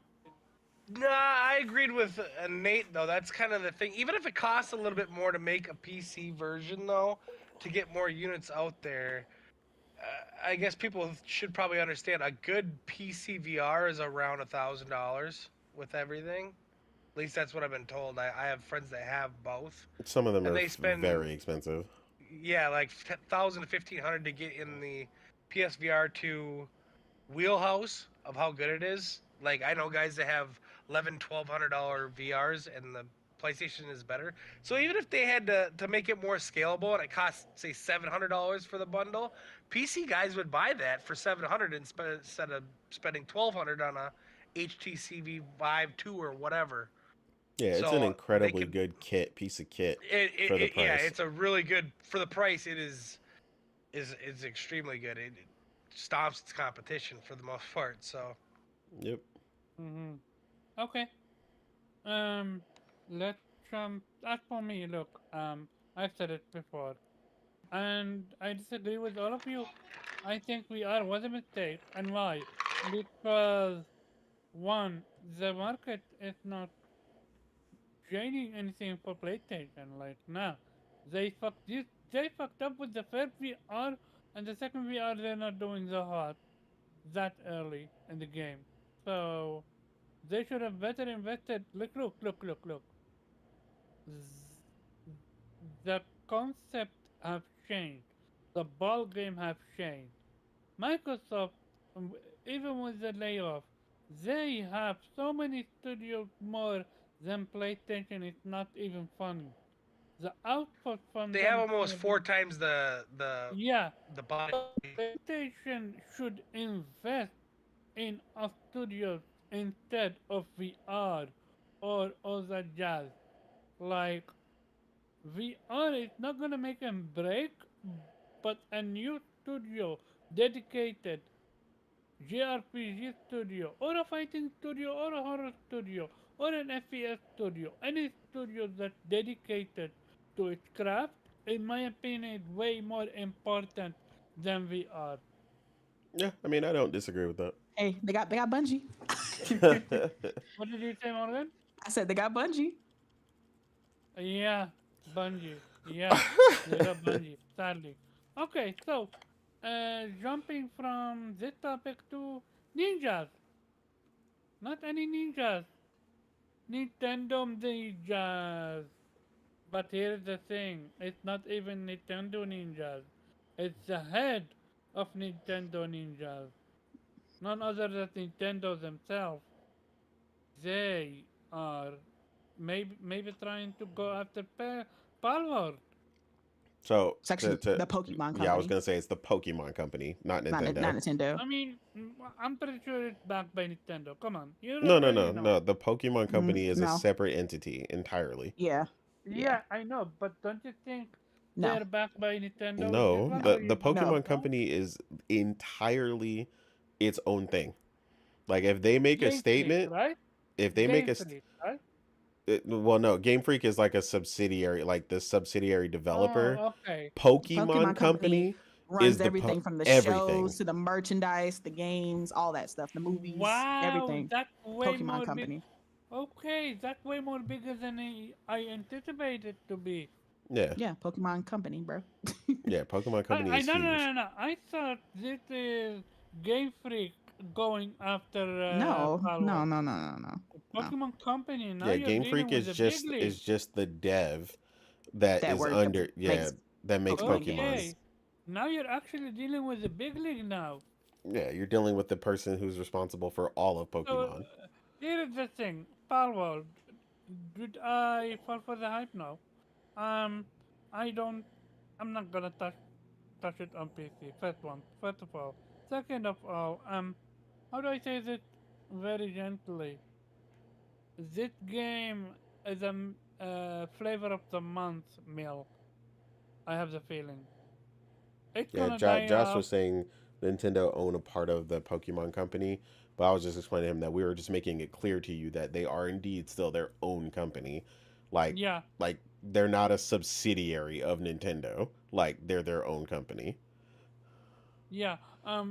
But for Palworld, I think I believe that this is the flavor of the month type of game. Every month you're gonna get that game that feel the flavor of the month, and then it gonna die off. Normally it That bitch happens is with this. bursting with flavor then, because I ain't never seen a flavor of the month sell no 8 million though. God It damn. doesn't. No, Not much. they've Look, happened. look. What happened with PUBG? Where's PUBG at? Yeah, PUBG hit for a couple months PUBG. and bounced. PUBG used to be so big. PUBG brought in that $10 billion No, and went home. Yeah, yeah. metaverse, metaverse, not metaverse. That meta, not metaverse. What? Which one is that? The the one where fighting games that look awfully a lot like uh, Super Smash, Super Smash Bros. Oh, that game came out, boy. That was flavor of the week. Like that Yeah, shit. That shit was. like Oh that my one. I'm god. trying. Yeah, okay. So thank you, John Iris. Metaverse.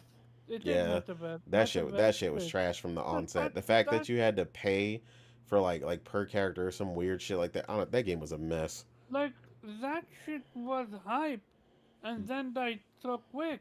I mean, And Valheim did the same thing. It bursted onto the scene. Everybody and their grandmother on on Twitch was playing it, and I mean, it would have done even more, but it was originally only available yeah, on Steam. But even then, they broke like 5 million the week it came out, and then they proceeded to sell over 10 million copies. So, but again, right now, if you ask anybody, like, yeah, people remember it, but like, no one's playing Valheim. Like, it's completely off the map compared to what it started as. It was so like number yeah, 4 on Twitch forever. so that's what I'm trying to explain. I believe this is a flavor of the month type situation. Act. It can be 6 months, but how sustainable is it going to be? Is it going to reach Fortnite level? Is it going to reach any other live service game level? Or is it gonna die off? I Yeah, believe it's gonna the die off. problem is the reality with this stuff is the longevity, and then as was Yeah, pointed out on another podcast I was listening to from Slow Mo and them, is you have to remember the size of the development team for some of these things is so small compared to the success that they are essentially freaking out And it's like even if you get the money like they have, essentially like they were saying they made like 100 over They two need hundred million developers. dollars. You need to find talented devs. Yeah. You need more DevOps or live ops people to support the game because your infrastructure is expanding because you need more and more servers because this is a server based game now. Um, and as your servers expand, you need more and more people to work on it. You need to make sure downtime is as minimal as possible. Like people severely underestimate what it Listen, takes.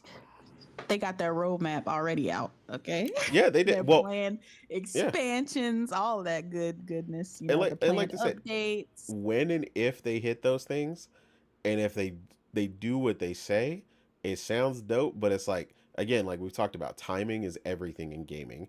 If it's too long and your hype dies, it took too long. That's something I was just complaining about the other day with Bethesda. I love Bethesda, right? Bethesda's DLC takes way too damn long after the game launches for the first DLC to hit. We are in That's the because new they gotta wait year. 2 years for the game to get fixed. Oh, but that's what I'm saying. We're in the new year, and I still don't have a release date for that DLC, even though it was promised in the Ultimate Edition that we got. Like that's what people expect. Like you got to be hitting constantly, and people don't understand the amount of people and dedication it takes to constantly keep feeding that live service beast to make people not bored the way that Fortnite has been able to do for so long. But even they don't do it alone. All the collabs and stuff that they've secured, all that stuff is Oh what yeah, helps Fortnite Fortnite on keep its going. own. If you remove skins from Fortnite, Fortnite would be nothing. Exactly. So like they learned how to leverage the initial brand of Fortnite to start securing and wanting other people to be a part of it. And it's like, well, this game doesn't have that. You know what I mean? It's a very specific type of game. So all you've got is your updates and expanding the world, bringing more pals and all this other stuff. So it's like, and at the same time, you've got to be extremely careful with your designs and stuff because obviously, if you screw up one time, the Pokemon Company is about to be on your ass. Well, they are already on their ass. So my question for you is, what's up with that? Do you think you're gonna go anywhere with that Pokemon Company?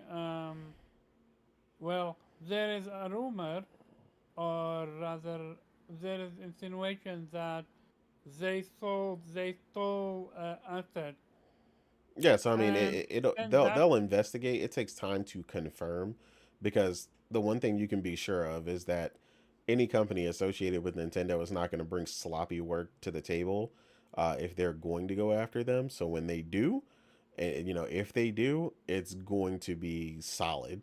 Like, and Okay, yeah, that's going to so be where the do you see downfall that potentially. happening? Do you see them?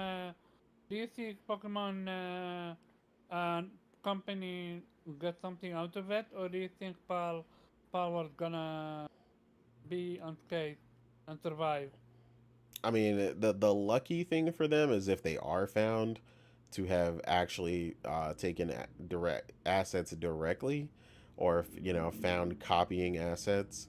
Uh, their best outcome is that they get fined, have to adjust the asset so that it's not a direct copy, and go from there.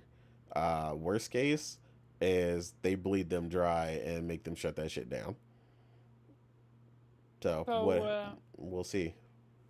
what do you say about your game? If your game is this is what I want Pokemon to be, does that give your game some prop, or does that make your game a shell of a former self? Because they're not playing, they don't want to play your game. They want to play some a different game, but with your they want to play your game, but with a different game name brand.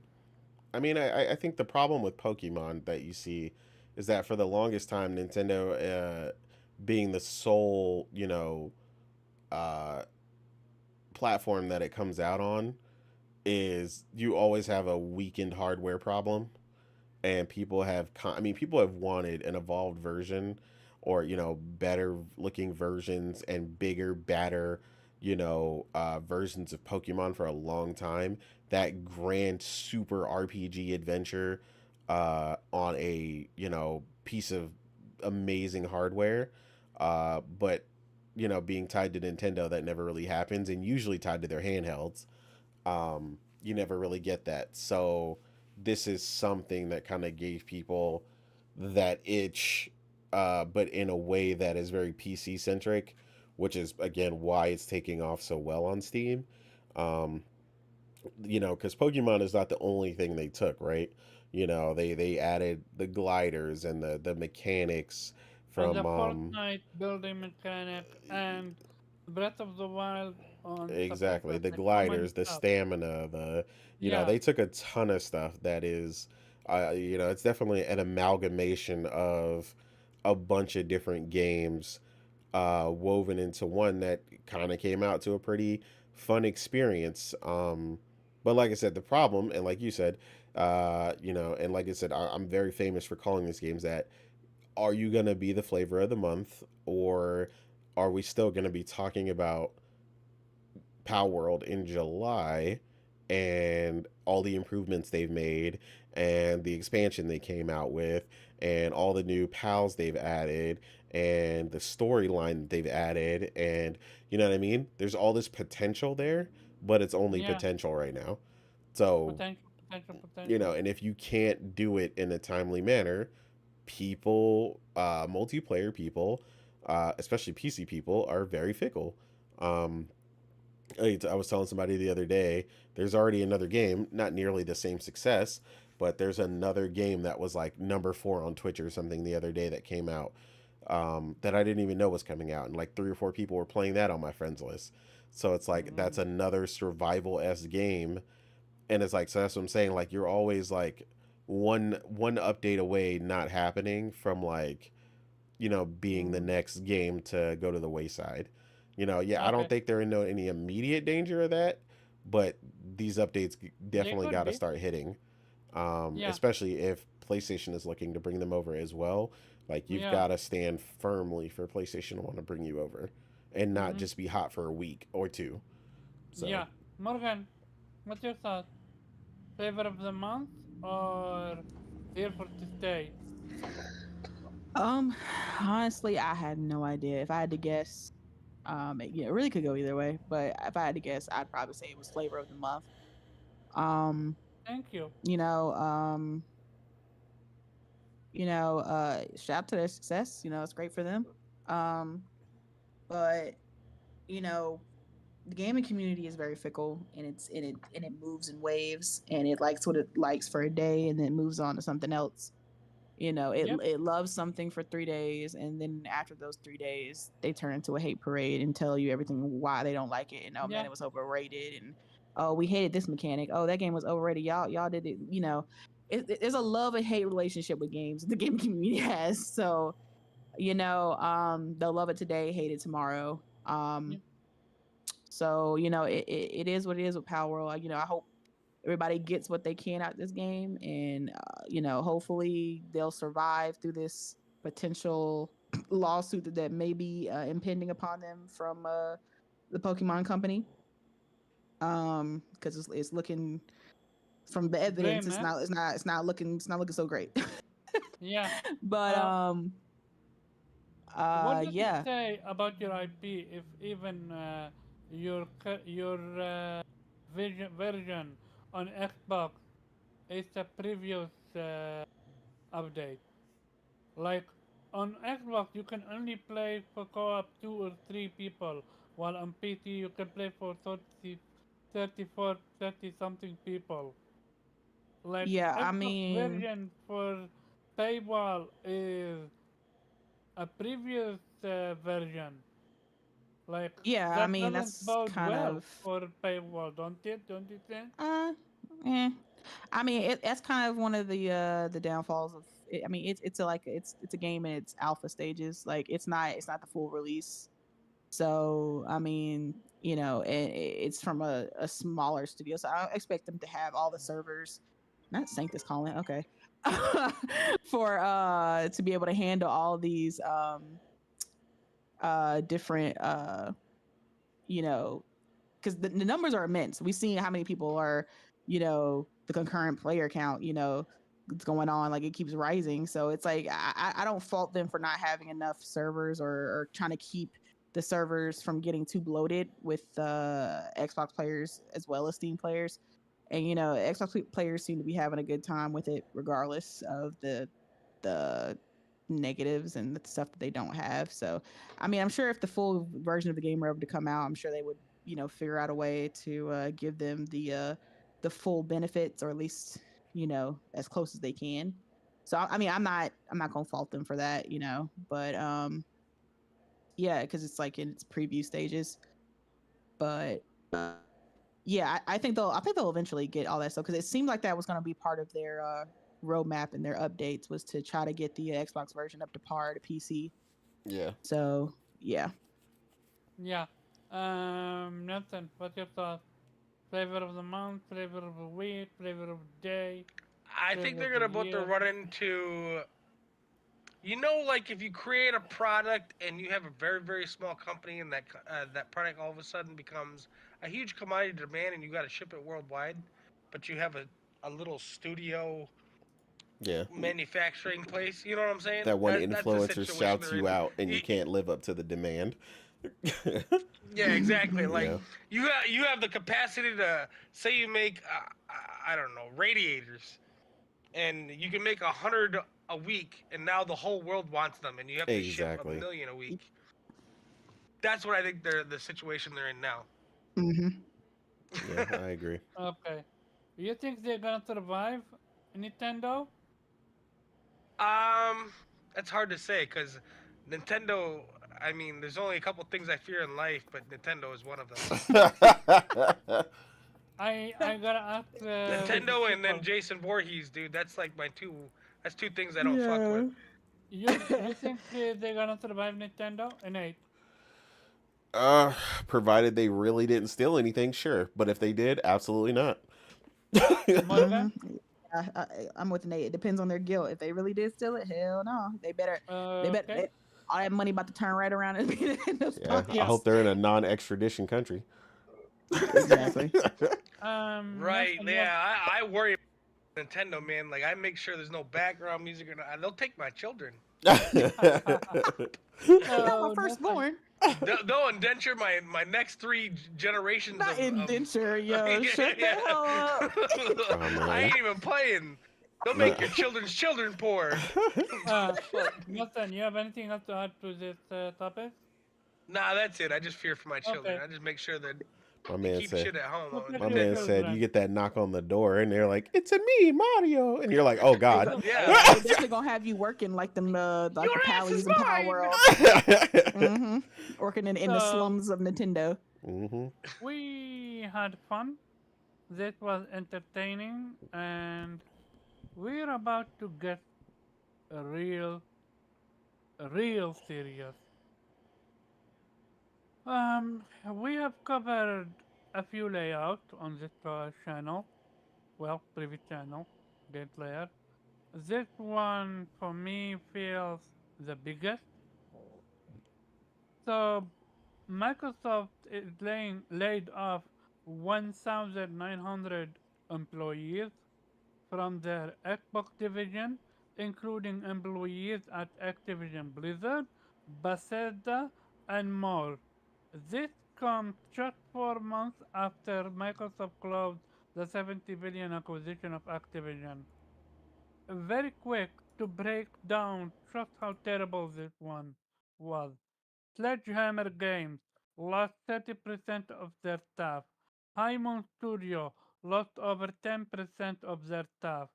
Toys for Bob lost over 30% of their staff. T- Treyarch, Infinity Ward, Raven, Solid State Studios, Bionox, and Demonware had many layoffs as well. Every Call of Duty team saw a reduction in staff. Um, with that being said, there is also additional information. there is a game by I'm gonna do it topic by topic, otherwise it's gonna be way too convoluted. So this layoff, it's absolutely atrocious. This is what me and Nate and everyone here have been screaming from the top of the lungs. This was the FTC and the CMA have been fighting to prevent, and it happened. And Microsoft, if I'm correct, promised not to do it, promised to bring jobs, promised to bring this, and it happened. And I Well, have the yet problem is to. everybody thought when they were getting purchased they were championing this, and the Yeah, they execs, they, they ain't say that. yeah, They they didn't championed they it. They believe Microsoft is gonna be they the believed it was same. better. They believe a new Crash Bandicoot game is gonna be Oh yeah, exclusive to the Xbox Xbox. fans, oh, they thought it was the greatest thing on the planet. They thought it was just gonna like bring. The They're gonna studio hire more and behind more people. It's just the Activision's just gonna get bigger. Nothing bad's gonna happen. They're gonna be under the $1 trillion juggernaut, and life's gonna be wonderful. Crash Bandicoot lost so many people. Like it's Yep. over, and I have yet to touch. I'm not gonna say it right now. I wouldn't say it's Morgan, over. mm, um, Um, after what I say, what happened, I we will see if you say it's over or not, oh cause man. that's gonna be a trickle effect. Morgan, what Hmm. the hell? What the actual hell happened? Go ahead. No, no, no, Yeah. no. This is serious. Listen. Listen. I know it's serious, but listen. I think people you have to kind of look at this from the back end. Like whenever a consolidation happens and an acquisition happens, this is like the first thing that always happens. Like they send like a financial guy, banker, or whatever to evaluate these companies and see where there's redundancies, see where there's too many people in one place, see where all they've overhired, and then as soon as they figure out where these redundancies and these people are, that's when a mass layoff happens, right? Because they just spent billions of dollars and now they got to see, where they can trim the fat essentially. And, I was telling Nate the other day, because, when COVID happened, gaming got to its like highest point. Gaming rose and the demand for gaming increased. And so a lot of these publishers, Activision included, hired a bunch of people to fill that gap and fill that void. And now we're in 2024, 4 years after the initial, outbreak, and gaming has, gone back down to where it was. It's at its normal level now. And now there's basically too many people essentially for these companies. They have now they have too many, right? They hired to fill the gap, but now the gap is full and now they have too many So you employees essentially. so you um call this fat trimming? no, I'm saying that's what the company is doing. That's what they Oh, see it as. but is um this fat trimming?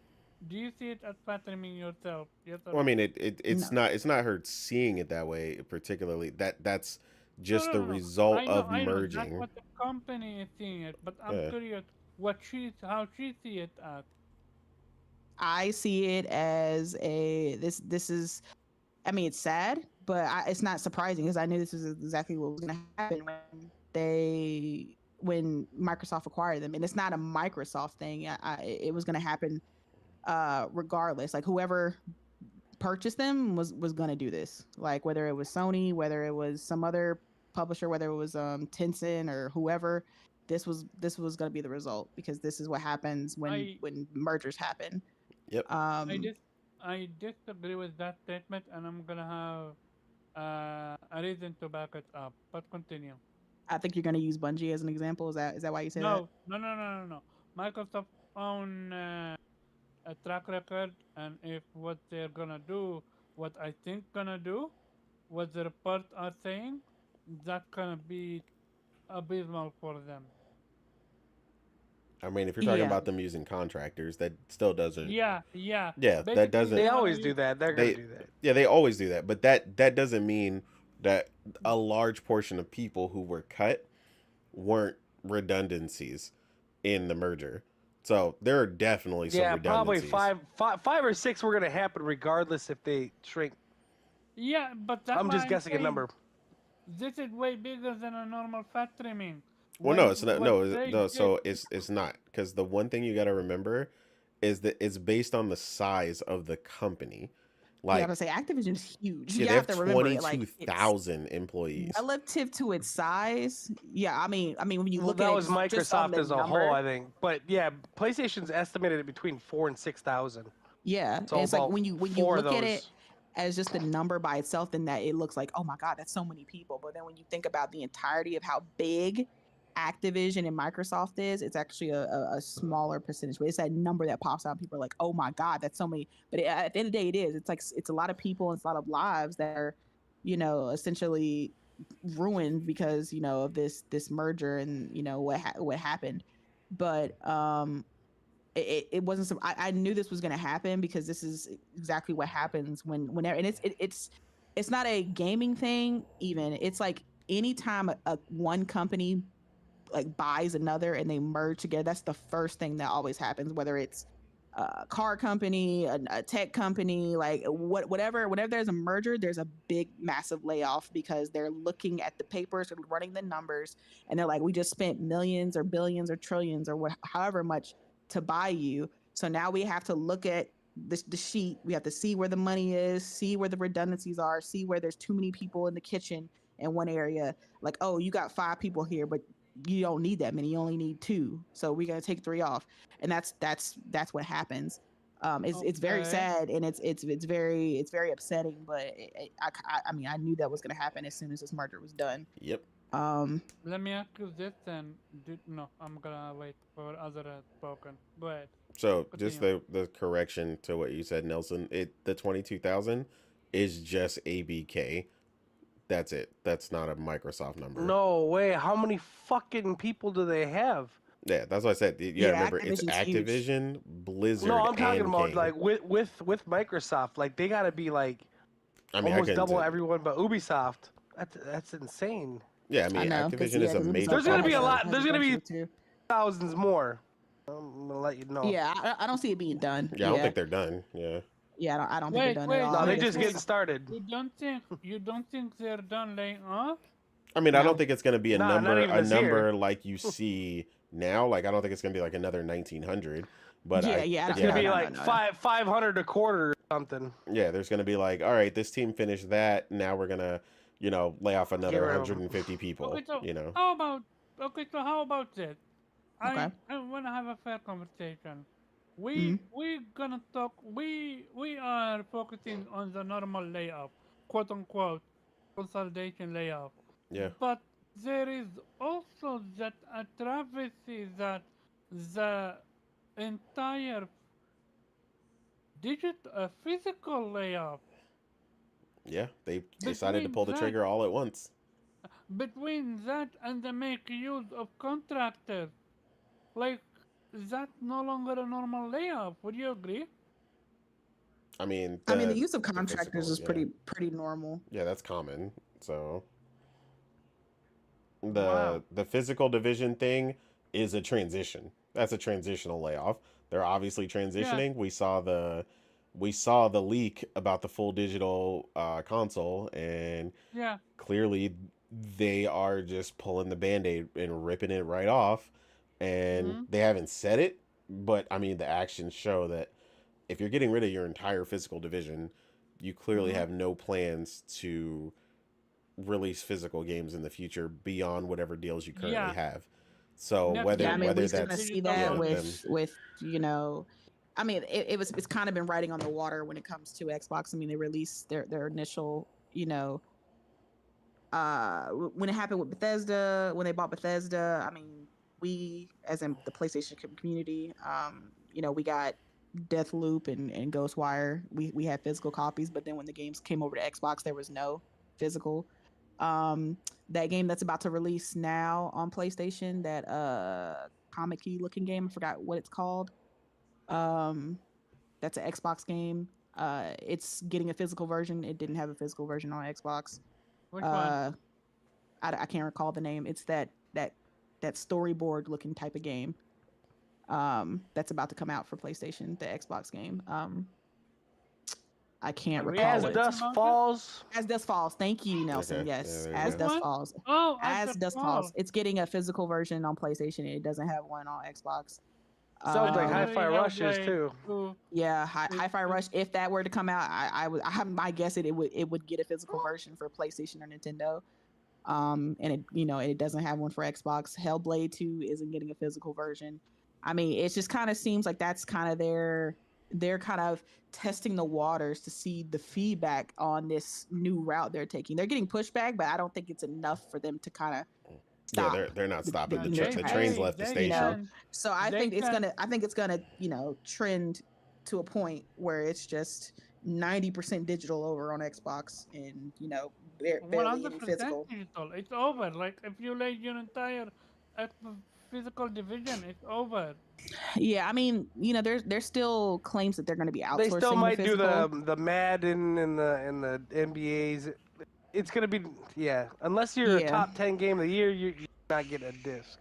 So Yeah. which I think it's just going to be so they're going to save that for their top games. okay. Yeah.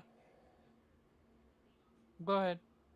But yeah, it's yeah, it's kind of it is kind of disheartening to see, after Phil, and especially Xbox especially has been all about, we're here for the players and the games and the betterment of the gaming community, then just to immediately see this huge layoff and like people upset and hurt, and like I didn't think I was going to be a part of it, like, or I saying things like I hope my division isn't a part of the layoffs, and then turning around and be like, oh yep, it was my division, now I'm laid off.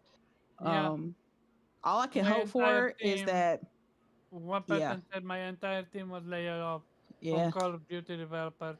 Well, he It's said terrible. almost his entire Oh, team. He lost. yeah. Almost It his was entire team. Sledgehammer. He works at Yeah. Sledgehammer Games. It's And like all, what all I makes can really hope for is that the severance packages are at least look similar to what Riot offered the people that were laid off for them. Like that, you get 6 months. Riot had like a crazy package for the people that were laid off. It was like 6 months pay, 6 months bonus, like your health benefits were still active for like I think for the 6 months. oh yeah, You good luck got for them for that. yeah, Yeah. That you would be got great, but usually like severance isn't as great as from someone who's been laid off a few times.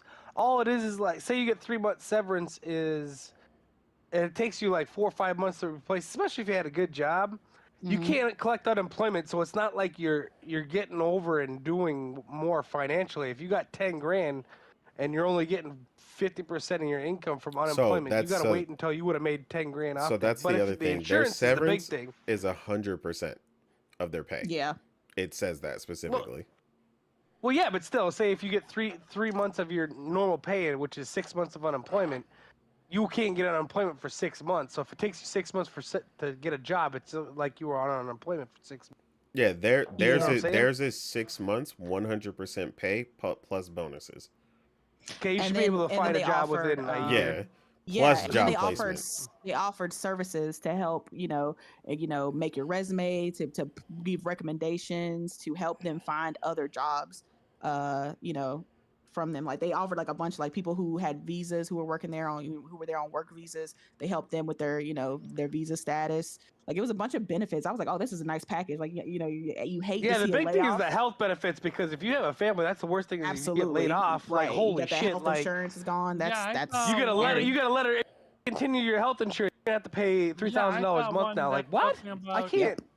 her medical medicine she Yeah, is sick that's and how they she said afford it. She's fucked unless they keep it Yeah, for I a saw while. that. She was saying, that was helping pay for her medicine. She could die if she doesn't get it. I was like, yeah, yeah, that's like crazy. that's serious. And what worse is Justin Trier reported that developers wouldn't even know that they were impacted. They would literally ask him if he knows if they were impacted or not. Like that's I've terrible. seen that trend, like when it comes to layoffs, about developers finding out via like Twitter or announcement, like Yeah, these, that is especially this past incredibly year. sloppy. I have seen that so many times where developers were like, we didn't even know we were laid off until we came online. I was like, how do you clock in and your bosses and your managers and HR, nobody's saying anything. That is wild to me. Yeah, that's more than wild. That's atrocious.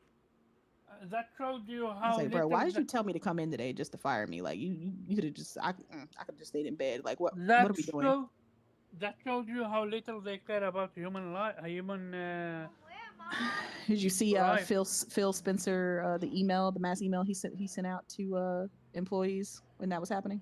Go ahead, cover it. I need to change my battery very quick. Oh, I don't have it. I was just asking if Well, you've seen it. just I give don't you a have it. thought. Well, I mean, Phil Um Spencer is a snake oil salesman. it was That's essentially what he is. saying, it saddens me that, we have to do this, but it's what's best, for the growth of ABK. I thank you all for your contribution to gaming and what you've done, blah blah blah. Very Uh corporate speak. very corporate. I'm sorry, but not really, kind of. But hey, Yeah, like I didn't lose my let, job or my bonus. I'm But sorry, we hear but you. Yeah, right, but let's get back to I have gaming. a Let's question. let's continue to make great games. Is basically how you I ended have a it. Like, question.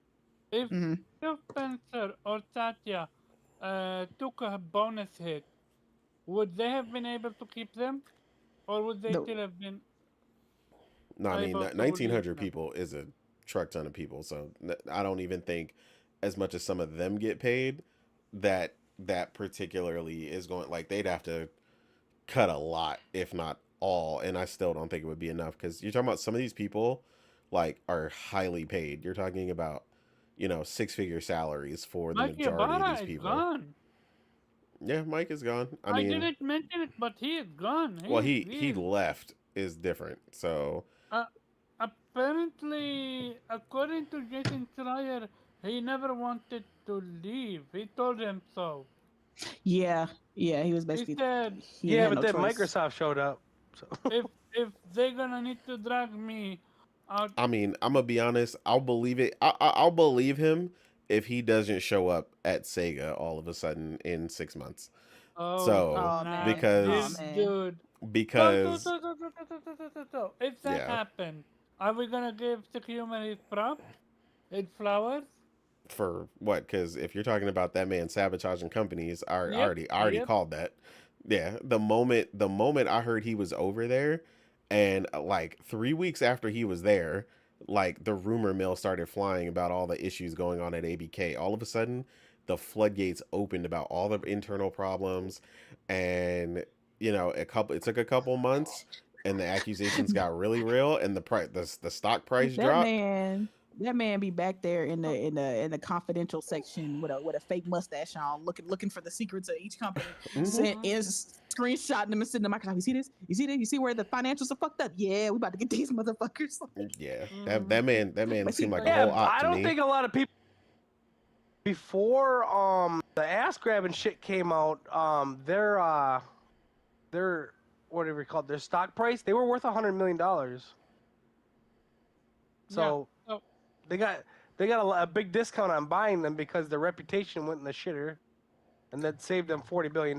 So it's like the real question is if they didn't if they didn't pay Bobby Kotick that like 15 million or whatever, could they have kept everybody on yeah.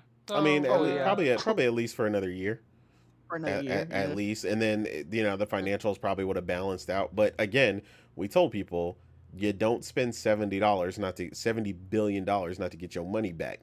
yep. Like Yeah. we keep telling people, return on investment is But no. business. Microsoft is $1 trillion company, so they can afford it. Yeah, They they can have afford to infinite just money. pay that and then keep everybody on and make no Oh yeah, they cuts do. and They do do, all and that kind of everything is stuff. rainbow, run sunshine and rainbow and sunshine. Yeah. It's Yeah, like but y'all. I think I y'all will realize give how it. yeah, trillion and billion-dollar These companies stay people, that way, right?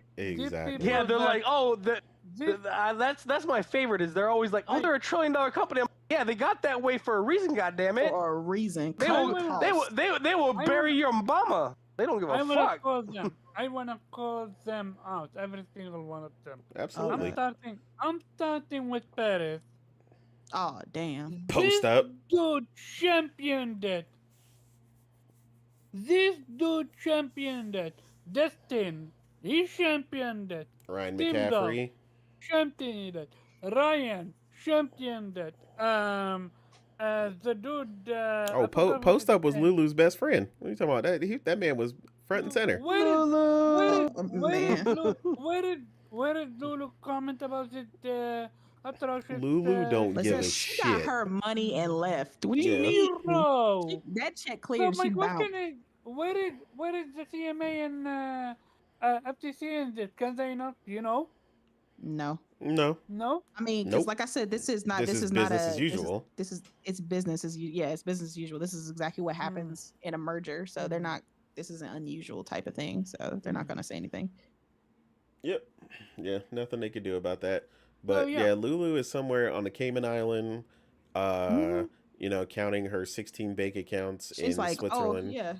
As Yeah. soon as that Activision deal went through, and she checked them, her account, yeah, that wire transaction went through. She said, "Oh yeah, okay, we good. So You you got telling me Activision." she is not talking to support up anymore? I thought she Listen, was the Xbox queen. What happened?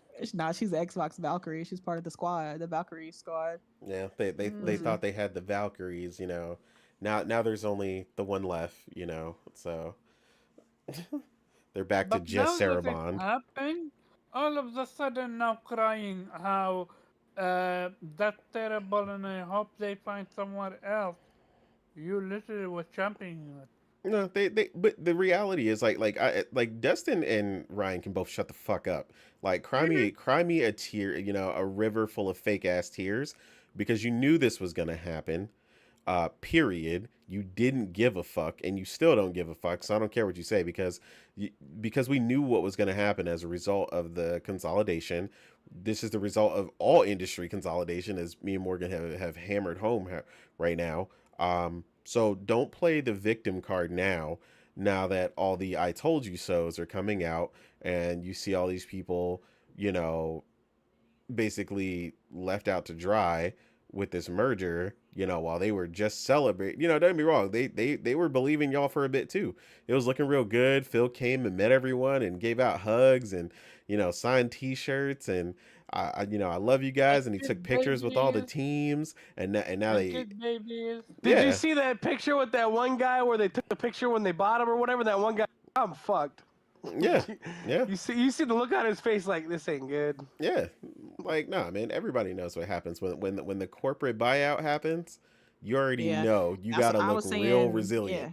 Yeah, I was saying to Nate, like, as soon as if I worked at Activision, as soon as I heard these rumors that Microsoft was about to purchase, I the would have first been thing looking I for would have another done, job. yeah, I'm Update gonna my start resume. exactly, Nelson. The first thing I'm doing is updating my resume, because this is exactly what happens when one huge company buys another huge company. There's a restructuring, there's a moving of bodies. They want to put people in different positions. They want to see where the redundancies are. They want to cut costs, and they want to cut people from their positions. So I would have been updating my resume, sending my resume out to different places and getting ready to move, because at a moment's notice, as soon as that acquisition and the ink dries on that paper, that's when Microsoft's going to send the people into these different, they're going to send people to look over these papers and see where they can cut people, and they're going to cut where they are. Like, people think it's because it's Microsoft, it's all happy and go lucky, and they're not going to do this because they care. And no, it's a $1 trillion company, boo. Like, Microsoft they might have somebody just smiling, reported but their most profitable year of all time, and they cut 20,000 jobs last year, and they made it so that nobody even got a raise this year, despite a record profit. Like, they don't. yep. Like we Get the told fuck people, out of here! Like, it is about they gonna get the money, and it's gonna Mm-hmm. come from somewhere. They keep Yep, and thinking it's it ain't not. gonna come from the top. Yeah, it's not coming from the I'm top. saying they're not taking a cut. They're not taking any kind of lick from this. It's gonna come from the people that make these games that we enjoy. It's gonna come from the bottom, always. I have a question now. Nate, you want to say anything about this atrocious death, or do I No, move I to the mean, next topic? it is what it is. I mean, Yeah, we beat it down, so it's good. it's yeah, we did it's it. only just begun. I'm just saying that. Just Mm-hmm. watch the rest of the next couple years. Yep. We They're did gonna it be a down. lot. They're gonna be a lot slimmer in the Oh, next couple years. so yeah. Like, Before we Okay, do so my question. the one other thing is that it's not just them getting rid of people. What happens is when companies take over like this, now there's an Oh, instability, because now it's like, who else is potentially going to be on the chopping block that Yep. didn't make that first cut. Yep. And, so now you're like, what am I next? You know what I That's mean? what I'm saying. So The, now the they're only going to thing I look could out. tell people at Activision who are remaining is update your Start looking for another resume job. and start looking for other work, because just because you made it through this first round, unfortunately, it's sad to say that you might not make it through the second or third. So Hmm. just be ready. Send out that resume to every other game company, or wherever you want, whatever you want to do next, Yeah, most of them and got and friends work, at other ones. have The that other backup land, plan. Yep. with this many people, which really sucks is there's only so many vacancies available, and when Yep. 19 people at one time flood the market, Yep. it's gonna be goddamn hard to get a job. Mm-hmm. Yep. Well, like So I I told have a people, some of the question. people that were cut were like community managers. Like I was like, I could have told you that was the most unresilient position ever. Yeah. They pull community That's the managers first off of one they Twitter. usually, yeah, that's the first one they usually cut right there. Yeah. Yeah, but go ahead, You think they Riley. would have kept the Activision people and got rid of their own though, because they're really bad at making I mean, everything. you would think, So Mm-hmm. but you would I have think like, hey, you're successful. I'm not. We should probably replace our person with yours. But I mean, who so am I to judge? I have a question. With this shit happening, and now what's his name? Mister he was also championed it, and Jez Corden is now not only backtracking, he is actually hurt with that one. Like he is actively showing. He's a big fan of Blizzard, and he knows Yep. I they're was about gonna to be the say first that. one on the cutting Yeah. block. Yeah. So He's a huge Blizzard fan, he's a King's the WoW fan most in particular. protected, then multiple Activision. Blizzard's gonna be the one getting the dick cut off first. so I'm just saying. multiple sources tell me that Microsoft is laying off the entire internal customer support team for ABK AIM. Save Jesus. a few. Microsoft will outsource the rest to external companies Yep. abroad. I already know. Yep, Microsoft one abroad. of Microsoft was one of the few games pubs with a high quality internal customer support team. And then here's another one. Microsoft has also shut down department dedicated to bringing Xbox games to physical retail, which, if you have seen the digital-only Xbox console leaks, well, you can get the idea of where Microsoft is going with. For the first, I'm blocked by him, so I can't go to his account and look up more tweets from him. But for the first time ever, I think he's keeping it real. He is hurting right now. I Yeah. mean, they They ain't got they no they they choice. hit they hit his publisher. That's, I mean, he's a big WoW, World of Warcraft fan, and Blizzard But took a he could big hit. did he not see that coming? I think he Did saw he it coming, but I, actually I don't think he saw believe? it being that big. I think, yeah, I don't think he saw it being that big of a cut. And it probably, Okay, he probably didn't think it was going to be that, Blizzard in particular, because Blizzard's actually been doing pretty good these past couple years. I think he thought that Blizzard wouldn't be the one to be so affected by the layoffs. I'm sure he thought it was probably going to be other divisions within well, Activision. Nah, it's gonna be Blizzard. The only one really safe is King. everyone You're and right. their You're right about mom, that. everyone and their mom got cut and got laid off, Yep. and we are witnessing it right now. It happened. So my question becomes, Oh, and the game was canceled too. You could forget about that. yeah, we're gonna cover That that. studio is closed. We're gonna cover that. So, a new game by Blizzard survival game Odyssey details. A development for 6 years. I'm sorry, Last of Us faction. I thought you were the worst, but this I one told takes y'all. the I cake. told y'all. This one takes the cake. 6 years! Yep. A Yeah. team of more than 100 people developed it. Development started on Unreal Engine, switched to Blizzard Engine Synapse due to technical issues surrounding the engine. Rust slash Minecraft like with up to 100 players? Devs hoped Microsoft would let them go back to Unreal. It was years away from completion. Hopes of targeting a 26 release, but even that seems overly optimistic. Like, um, Yeah, that apparently they switched engines mid yeah, development yeah. because They the went, they switched engines. They went from yeah Unreal to some, to some uh, in-house engine. That and really then throws you back because you remember Project one second, Awakening? Nelson, 1 second, and then they wanted to go back to Unreal. But this is not gonna lie. This feels absolutely like the Last Guardian story because 6 year, eh? Well, as of right now, we are 2023, 6 years. If you wanna go to 2026, no, we want 24. My bad. So 2026, just 2 more years.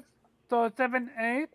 You could have easily added 2 more years for it than uh uh in development. So yeah, this is their last guardian, and they pulled the Yeah. plug And very the quick sad on thing it. is they were hoping that when Microsoft acquired them that they would allow them to switch back to Unreal because like you said it was Unreal first and they switched to the in-house engine and then when Microsoft bought them they were hoping that they could switch back to Unreal, but I think Microsoft crunched the numbers. They looked at how long they've been in development, they looked at how much money they were sinking into this game, and I'm guessing the end result didn't look like it was going to really be worth it for Microsoft, and they just shut it down. They were just like, "Nah, this y'all sinking way too much money, and we're not really getting anything in return. So we're just gonna have to cancel this game altogether." Mm-hmm. Would it was it a good idea? I mean, who knows? Maybe it was uh, a Redfall in the making, and they saved themselves from another bad release, or maybe it would have been a banger. You never really Going know. by their track record, it was a great game, and that's why they shut it down because they seem to. I mean, they're past how they've run things in the past is it's like, oh, this is a big piece of shit. Like, yeah, said that, you know. I don't know. I'm just Yeah, like oh yeah, let's greenlight that. It looks atrocious. like, Yeah. oh, the next monster game. They're like, oh yeah, we don't do that shit. Yeah. It's sad though, because it's like, yeah, like you said, it was like years into production and so many people that were working on that project. And it sounds like they were really passionate about it and they really were hoping Microsoft would be like, you know, Really the excited angel to about come it. to, yeah, really, the angel to come and Mm. save them and, hey, help, like, yes, we're getting bought out. Like, somebody else is going to be in charge so they can help us. They can get us right back on track and they can, make the decision to put us back on the engine that we originally wanted to work on. And, and then to hear from the higher ups like, well, actually no, we're not going to do that, See, if and in that shit would have fact been we're a going to bleeding cancel it. edge, Yeah. Crackdown 3, that shit'd still be going. Yeah. So They said it was too good, it was too good. an entire game scratch, just like that. Yeah. 1,900 people gone. What? And they confirmed that they're going away from physical. What's next for Microsoft? You mean as far as What's layoffs? next for Xbox? No, no, just in general.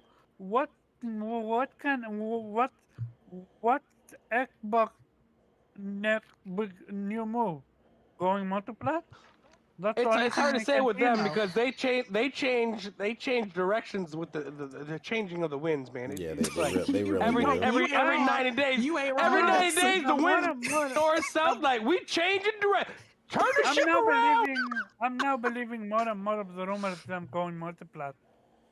I mean, Like, you know what, Omar? I'm not even mad at that. That you that because That could change the in 90 days. decisions I'm just letting you know. the decisions Yeah. they're making, and like it, because it's not just the Activision layoffs, but with the ending of the physical and then wanting to it's just the certain decisions that they're making right now. It's I don't know. It just seems like they are kind of leaning more. I don't think it's going to be full third party, but it does seem like they're going to be leaning to send maybe some of their smaller scope games or maybe some of their live service games over to PlayStation. I just mm, I don't I just don't I just really don't know. it's like, and like I said, the sad thing is like we all said, these layoffs aren't over. Oh They're yeah. gonna be more. Mm, Um, and who knows how big of a cut Activision's gonna, especially, like I said, Activision's gonna see. When it's It finally it'll over. be, yeah, and it'll be. I'll be curious to see how that affects like Call of Duty, especially, because isn't was it what's the developers doing now? It's Trirac, or what's the one that's Treyarch? making this? Yeah, That's Treyarch. Thank you. so Treyarch. yeah. They're Yeah. they're doing this year's one, right? It was either And that's, Treyarch or Sledgehammer. I actually thought it was Sledgehammer coming up. I think it's Treyarch, uh, because I think everybody was saying that that they were happy or Well, excited for this one because they're the Treyarch was making zombie it. people. They're the ones that usually bring Yeah, the zombie mode. So yeah, I think okay, Treyarch. so then I would say as well, what's next for Call of Duty? yeah, that's the real question. I mean, shit, right Oh, now they operating on business as usual. I mean, yeah. Really? Hopefully it doesn't. Okay, so Sanctus says it's They're gonna Sledgehammer. be Okay. Redfall. so I was Um, yeah. yeah. So you're right. Um, yeah, it'll just. I guess we'll just have to see. I guess we'll just have to see what's gonna happen and how it's gonna affect, their production with Call of Duty. They had so many freaking developers that work on that game. That's how they're able to, pump these games out. You can argue about the quality of them, but they're able to quickly produce them. The staff Because that of it. they had, I've heard from other developers that have talked to other developers because the Activision ones won't talk about it with other people, but they say they never wanted to get a job at Activision working on COD because 6 months after they start production, they basically crunch for 2.5 years consecutive until the game Oh shit. release. Yeah, I believe that. That sounds right. I mean, But now they're gonna do it Rob with said less. Do the more with less. yeah. Rob said the same thing. I mean, he said he's never been happier to interview for a job position and not get it than when he interviewed to work at Activision because Oh man, Mm, yeah. they asked him during the interview, "How do you feel about working, 12 hours a day, 7 days a week?" Excuse, I would have been like, damn. excuse me. For Yeah, 2 years And consecutive. and I'm so happy because Rob's such a talent, and I feel like So, he's such a creative spirit, and I feel like that would have been crushed at Activision. So mm, I'm yep. glad he's found a Um, home in Bend, and yeah. yeah, all across PlayStation, man. That man's got the dream career now. Yeah, Alana Pierce was saying, hey, there's positions open at Santa Monica Studios if the people that were laid off are looking. So yeah. Yeah, thankfully, a lot of Yeah, despite the 19, not layoffs. 1900 though. Yeah, Oh yeah, well, you're right. despite the layoffs, a lot of places actually have openings. There's new studios opening. There's it's there. It's just Hmm. you may not get that. I mean, you're It's not gonna hard to get into that these because Blizzard stuff. a lot of these positions I've noticed are like higher ups. Like they want like the people with like 8 years experience to be a senior animator or senior thing, and it's just like, yeah, can y'all hire some like low? Can you help people get to that point? Like, Exactly. like Like there's a ton you of want people them to trying to have jump in. 25 years experience and do all this and that and have all these credentials, but it's just like you have all these talented people who are just looking, but they can't get in because these jobs require so much damn fucking experience. So Absolutely. yeah. Also, we see you, Sanctus. We're glad you came. We missed you. so I have a question. Is PlayStation gonna follow through As Of with what? in the digital, yeah, all digital? that would be suicide right now, and um So I'll I have a explain why that's a number. problem. You told me I to do it, and I am gonna name the numbers before you guys say anything. So shout out for Podrock. He got the numbers and physical software spending 2023. PlayStation 40%, mhm, Nintendo 50. 50%, and Xbox merely 10%. Yeah, I mean Yeah. that makes sense. That's completely their fault, but yeah, Yeah. Yeah, with a mixture of like Game Pass and the fact that the Xbox isn't really To that be honest, popular that's not much outside of different from the North digital America. software sales or total sales in general either, though, really. Yeah, Mm. yeah. See, but monkey but see, monkey do. I would always go to Okay, so that. wait. Let me explain to you yeah, because you're yeah. missing something here. Microsoft has been prepared to do this because they allow their games to be purchasable on other websites and other storefronts. So Oh, so basically they did Xbox. no, I I mean, see. but they've been no. The problem, I'm explaining the issue. The issue with digital currently is that the adjustment issue I was talking about the other day when I wanted to buy Shadow of War, and Shadow of War not on sale on PSN is $60 still. That Mm-hmm. makes no fucking sense. That The game game is is like like 10 what? years old. Yeah, that game is so fucking old. Why is it still full price? Yeah, so because they don't adjust the store appropriately, PlayStation going digital only, the only place you'd be able to purchase any game is PSN, which would be Mm-hmm. stupid. And the reason I say that's suicide is because of things like that. And I don't know the fact that you would have to depend entirely on a sale for a game to go down because they don't adjust their prices like brick and mortar stores. Like I Mm-hmm. immediately went to go get that game from GameStop. It was like Yeah, how do cost you me have a seven game ninety listed at nine. 60 and then the next month it'll be 10? But Yeah, when it go back Exactly. up, you yeah. The can't meet point in the is they middle? should never go back up, but you can't Mm-hmm. depend on a platform holder's digital store to appropriately, monitor the prices and the permanent price cuts of games, which is why, like I said, they can't do it in a way that Microsoft is prepared to. Like I said, which is fine. Like I mean, I know people who buy games from sites I've never even heard of for Microsoft games. Like you can literally just get them from anywhere, essentially Yeah. basically like Steam. Like that's why PC went all digital for years ago. It was not needed because half the time you were getting the disc, you're just installing the game anyway Mm-hmm. from the disc, and it was pointless. So, but the key with them is there's 20 websites you could purchase Yeah. Steam games from. Multiple storefronts where you can get Steam games. Yeah, and Yeah. they're So I always have a on sale. okay. I have a question. Is it going to give Microsoft more games or less games What do you now mean that by they're that? digital only? You mean what do you mean by more I games? don't. You I mean mean, like more I games for I them don't to mean, think the make? are amount. I don't think the developers gonna amount be is more gonna change. interested in developing for them or less Oh, interested in you mean third developing for party? them? Because remember, lots of infrastructure is not there internet wise for a lot of Mm-hmm. third world countries. They rely on physical. I mean, I don't think that's gonna make them stop. I think anybody that's already They working they're with they're not they're Microsoft is they One gonna don't hardly continue person, exist to. one outside of the U.S. person. Yeah. Milton, wait. Go ahead, Nate.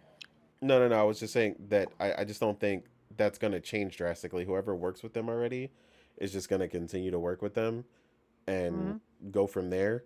And I mean, they're just going to continue what they've been doing. I mean, whether their presence in Brazil and wherever else they are, they'll still be fine in that regard.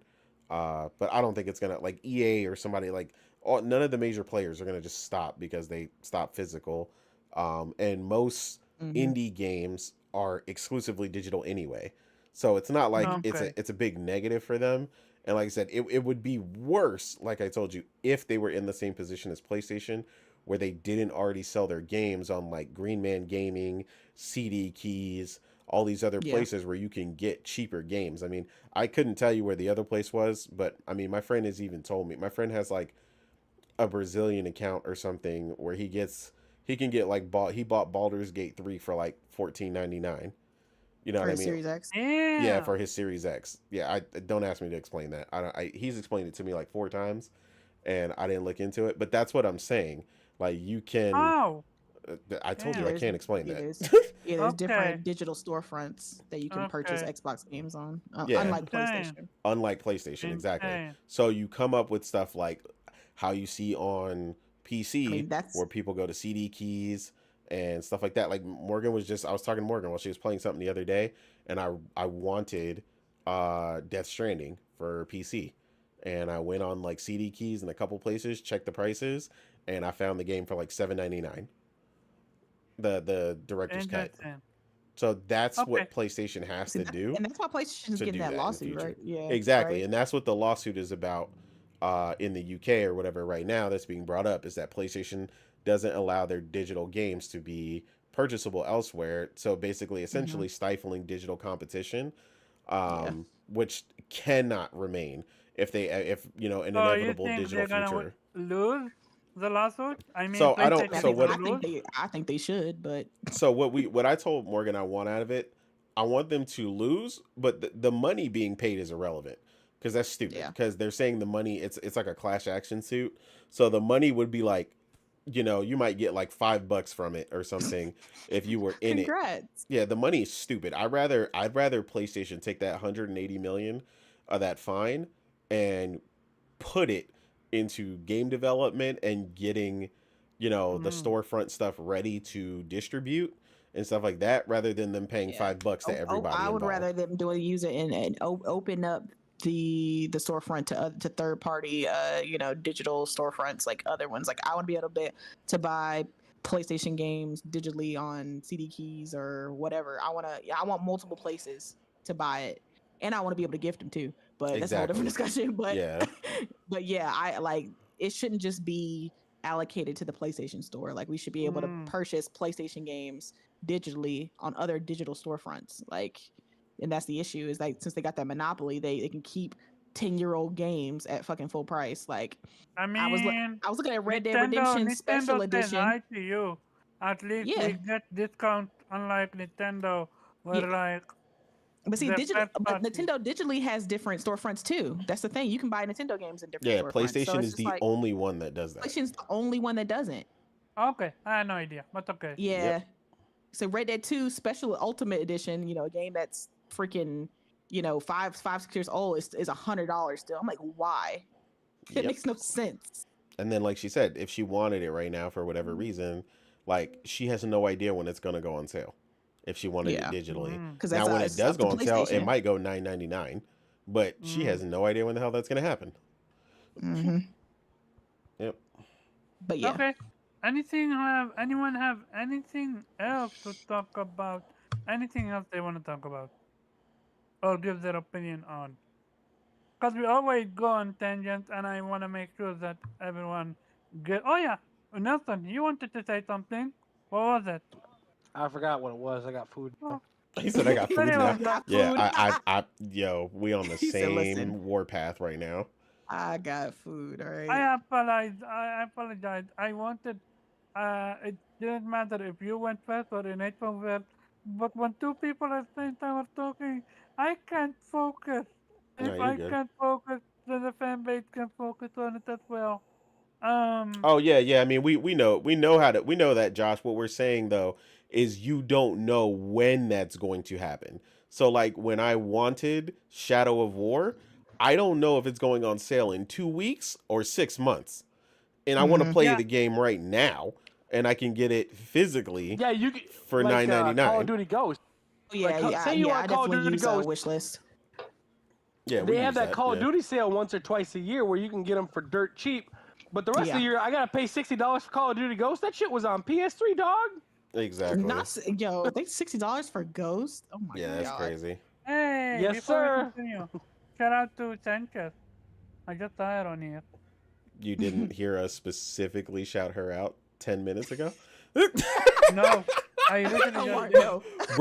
Bruh, this man, I literally like, I literally got like 2 inches from the mic and specifically acknowledged Sanctus and told her that we I love didn't her mean it. and we miss I'm her sorry. and we're glad that I'm she came. sorry. This That shit man went missed that in one whole ear and out thing. the other. Omar was like, huh? I'm, What?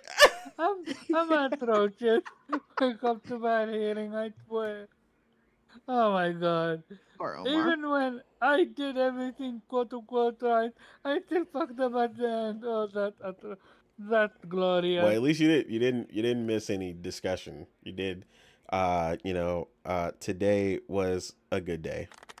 Hmm. We, I hate you. This was a Hey. good format, though. You did teach me a good format that I'm gonna make use of. Yeah, it Uh, flowed a lot better. The energy was and better. Everything was better. yeah, Yeah. Yeah, it was a good show. I only wish that we was here to have a fight with me about Yakuza Love you, Weeb. gameplay. Sending love Yep. and energy vibes. Yeah, man. And with that being said, let's jump right to the outro. This was such a fantastic show. Like, I had a blast. And Nate, shout out to you. Where we can find you? Yeah, just at the real innate on Twitter. Again, gaming in these gaming streets, Don't unlike believe you. unlike some people out here who do 2,000 hours of podcasting and 400 hours of gaming. I am not one of them. Uh, we're all about that gaming over here, so yeah, that's where I'm at. I see. Morgan, shout out to you. Where people can find you. You guys can also find me on Twitter at Chill Bandit. Also playing some games like the season of the JRPG is officially Oh about to yeah. start. It's about to be back to back games. I'm so excited. Can't wait. Definitely be talking with you guys about them. When I play them, let you know the truth, whether they're good or not. I'm going to tell the truth, at least my truth. As But you yeah, should. As you should. excited to play some You more. you Mm-hmm. you beat Octopath too. You Absolutely. get to talk about the RPG. You own Yeah, it. you got that Yeah, honestly. I'm ready to explore some more. My new favorite genre over here. So excited to play. And Persona? come back to you Persona guys. 3? Yes, sir. Persona Mm-hmm. 3, Grand Blue Fantasy. And then, when February ends, we got some Final Fantasy. It's just, all JRPG goodness. So I'm Ooh. ready. It's on like a Donkey Kong. Like Donkey Kong. And hey, Nintendo, chill. You don't don't Nintendo does not know the we're word a small chill. we're a small channel. We just got started. Don't worry about that. We're nobody. And lastly but not least, Nelson, shout out to you for coming through. I hope you get well Man, fought soon. that sickness. Shout out to Mm-hmm. him. And and Yeah, thank no you for VR this actually weekend. That sounds coming through exhausting. Yeah. despite the sickness. I hope you're doing well. I'm doing okay. I just sleep a lot and like I really want to play VR, but I can't get my ass to get up and do it. It Mhm. sounds like a lot of work right now. And yeah, with that being said, yeah, where people can find you? You didn't say so. I think he's back in the Nelson thing. Gaming 12 at on Twitter and Nelson Gaming 12 on PlayStation. Thank you, There you thank go. you, thank you. And we have Weeb as a Weeb sheriff. Oh, Otter Nation for Weeb. Love you. Outer Nation. Author donation it is. I mean, for try out loud sake, the podcast is literally called Other Players. Like, is that not Let's enough? go. No, Must we keep saying Other Nation every single absolutely. time? Absolutely. Absolutely. Otter Nation is what got us to this point. Yeah, you know what? How about Okay, fine. Otter Nation? Again, great I'm gonna assume it podcast, was supposed to be everyone. others, but now we got an otter. Oh no, Mhm. no, it's supposed to be Otter. It's supposed to be. Okay, Yeah, that was on purpose. Yeah, I guess it's I, probably better than Beaver Players podcast. hey, that's That would disrespectful. get weird. Yeah. But yeah, great show. And see you next week. Yeah, and Feel free to find it. shout out to Dustin and Ryan. No one cares. Get about your feelings and deal with that Emotional damage. Oh, thank this you, dude ladies and gentlemen. Let's went go. out there.